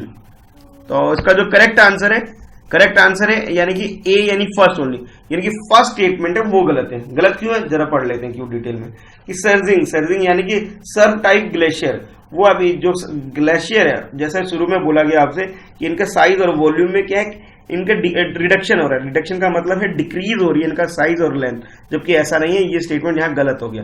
रिड्यूस नहीं हो रहा है, ये एडवांसमेंट हो रहा है। एडवांसमेंट का मतलब होता है इंक्रीज होना, यानी इनकी जो साइज है, साइज और वॉल्यूम में क्या हो रहा है, कुछ पीरियड ऑफ टाइम में, कुछ टाइम से ये देखा जा रहा है कि उनका वॉल्यूम और साइज जो है वो इंक्रीज हो रहा है, यानी कि एडवांसमेंट हो रहा है उनके अंदर। यानी कि फर्स्ट स्टेटमेंट है वो गलत हो गया यहाँ पे, और हमें गलत स्टेटमेंट ही आइडेंटिफाई करना था। बाकी देख लेते हैं सेकंड एंड थर्ड स्टेटमेंट। तो सेकंड स्टेटमेंट में आपसे जो बोला गया था ये कोराकोरम रेंज में पाया जाता है, हाँ बिल्कुल सही बात है, ये करेक्ट स्टेटमेंट है कि सर्जिंग ग्लेशियर जो है रिप्रेजेंट करता है 40% ऑफ टोटल ग्लेशियर, यानी कि टोटल जितना भी ग्लेशियर है उसका 40% जो है वो कहाँ पाया जाता है, वो एरिया पाया जाता है कराकोरम रेंज में। कराकोरम रेंज के अगर आप हमारी कंट्री का मैप देखते हैं जो बिल्कुल टॉप में जाते हैं, जो JNK से लेकर के और इधर JNK से लेकर जो पाकिस्तान का रीजन है, पाकिस्तान का जो ईस्ट रीजन है और JNK का जो टॉप रीजन है लद्दाख के ऊपर जो है, वो जो रीजन है उसको कराकोरम रीजन है पूरा। ठीक है, तो उस रीजन में 40% जो है 40% जो ग्लेशियर वहां पाया जाता है, ये बोला जा रहा है, यानी कि ये स्टेटमेंट करेक्ट है। और नेक्स्ट जो है थर्ड स्टेटमेंट में बोला गया कि जो इसकी जो मूवमेंट होती है, ग्लेशियर की जो मूवमेंट होती है वो होती है ग्रेविटी की फोर्स की वजह से। हाँ बिल्कुल सही है कि फोर्स ऑफ ग्रेविटी यानी कि गुरुत्वाकर्षण बल के कारण इनके अंदर जो मूवमेंट आ रही है उसकी वजह है गुरुत्वाकर्षण बल या फिर फोर्स ऑफ ग्रेविटी। यानी कि थर्ड स्टेटमेंट सही है, सेकंड स्टेटमेंट भी सही है, फर्स्ट स्टेटमेंट गलत है। गलत क्यों है कि उनके अंदर इंक्रीज हो रहा है ना कि डिक्रीज, यानी कि फर्स्ट स्टेटमेंट गलत हो गया और हमें गलत आइडेंटिफाई करना था, यानी फर्स्ट ऑप्शन हमारा सही हो गया ए। चलते हैं नेक्स्ट क्वेश्चन की तरफ। अच्छा, नेक्स्ट क्वेश्चन है आपके लिए ये, Netra valley wild life sanctuary recently in the news is located इन। अभी रिसेंटली क्या हुआ, जो नेत्रा वैली जो वाइल्ड लाइफ सेंचुरी है ये काफी न्यूज में है और बहुत चर्चा में हो रहा है कुछ वजह से। रीजन भी अभी मैं डिटेल में डिस्कस करूंगा आपको। पहले आप ये बताइए कि इसकी जो लोकेशन है वो कहाँ पे है, कहने का मतलब ये किस स्टेट से बिलोंग करते हैं। तो आपके पास ये चार ऑप्शन है, चारों ऑप्शन में से एक करेक्ट है, बाकी तीन गलत है। तो आपको सही वाला आंसर आइडेंटिफाई करना है कि वो नेत्रा वैली की जो लोकेशन है आपको वो आइडेंटिफाई करके बतानी है कि कहाँ पर है। ठीक है, ये भी अभी मतलब न्यूज में ही है, रीजन अभी मैं थोड़ी देर में बताऊंगा, पहले आप क्वेश्चन अटेम्प्ट करिए पहले। तो आपके पास जो फर्स्ट ऑप्शन है आपके पास ए यानी कि कर्नाटका, कि कर्नाटका में इसकी लोकेशन है नेत्रा वैली की। बी बोला जा रहा है ये तेलंगाना, यानी तेलंगाना स्टेट के अंदर इसकी लोकेशन है Netra valley wild life sanctuary की। और सी में बोला जा रहा है कि भाई ये गोवा में इसकी लोकेशन है, ये गोवा में लोकेटेड है। और लास्ट डी ऑप्शन है आपके पास, डी ऑप्शन में बोला जा रहा है ये केरला के अंदर इसकी लोकेशन है, यानी कि ये जो वर्ल्ड लाइफ सेंचुरी है नेत्रा वैली ये केरला के अंदर है। तो सही आंसर क्या है एक बार अटेम्प्ट करिए। तो करेक्ट आंसर इसका सी यानी कि गोवा। ये Netra valley wild life sanctuary जो है ये साउथ ईस्टर्न एरिया जो है गोवा का, वहां इसकी लोकेशन है। ठीक है, ये इसकी लोकेशन गिवन है कि साउथ ईस्टर्न एरिया जो है गोवा का, वहां पर इसकी लोकेशन है। अच्छा, अब बात कर लेते हैं न्यूज में होने की वजह क्या है। अभी रिसेंटली ये जो Netra valley wild life sanctuary वहां ब्लैक पैंथर पाया गया है। ठीक है, यानी कि काले रंग का चीता पाया गया और इसकी वजह से वहां पे काफी न्यूज होने की वजह ये है कि वहाँ के जो सीएम है, वहाँ के जो मुख्यमंत्री, उन्होंने अपने ट्विटर अकाउंट पे उस ब्लैक पैंथर का फोटो अपलोड किया और उसके बारे में ट्वीट किया था। और उनकी इस ट्वीट की वजह से ये Netra valley wild life sanctuary काफी न्यूज में आ गया है, काफी चर्चा का विषय बना हुआ है इस ब्लैक पैंथर की वजह से, जो कि जो ट्विटर अकाउंट पे वहां के सीएम ने पोस्ट किया था। तो सही आंसर हमारा हो गया सी, यानी कि गोवा में इसकी लोकेशन है। तो आज के लिए इतना ही है। आपको वीडियो कैसा लग रहा है आप कमेंट करके बता सकते हैं। आप कितना स्कोर कर रहे हैं मुझे वो भी कमेंट करके बताइए। अगर अभी तक आपने चैनल सब्सक्राइब नहीं किया तो सब्सक्राइब जरूर कर लीजिए। मेरा पूरा प्रयास रहता है कि आपकी प्रिपरेशन अच्छी हो। अगर आपको लगता है कहीं कोई मिस्टेक पाई गई है, कहीं पे कुछ ऐसा है जो आप मुझे चैलेंज कर सकते हैं, तो आप कमेंट बॉक्स में बोल सकते हैं कि सर यहाँ ये मिस्टेक है, ताकि अगर कोई भूल से, इंटेंशनली तो कोई मिस्टेक नहीं है इसके अंदर, भूल से अगर कोई ऐसी मिस्टेक आपको लग रही है तो मैं उसे इंप्रूव कर सकूं और उसे मैं कमेंट बॉक्स में उसे पिन कर दूंगा उस चीज को। अगर आपको कुछ लग रहा है ऐसा कोई मिस्टेक है तो आप कमेंट करके आप उस मिस्टेक को रेक्टिफाई मुझसे करवा सकते हैं।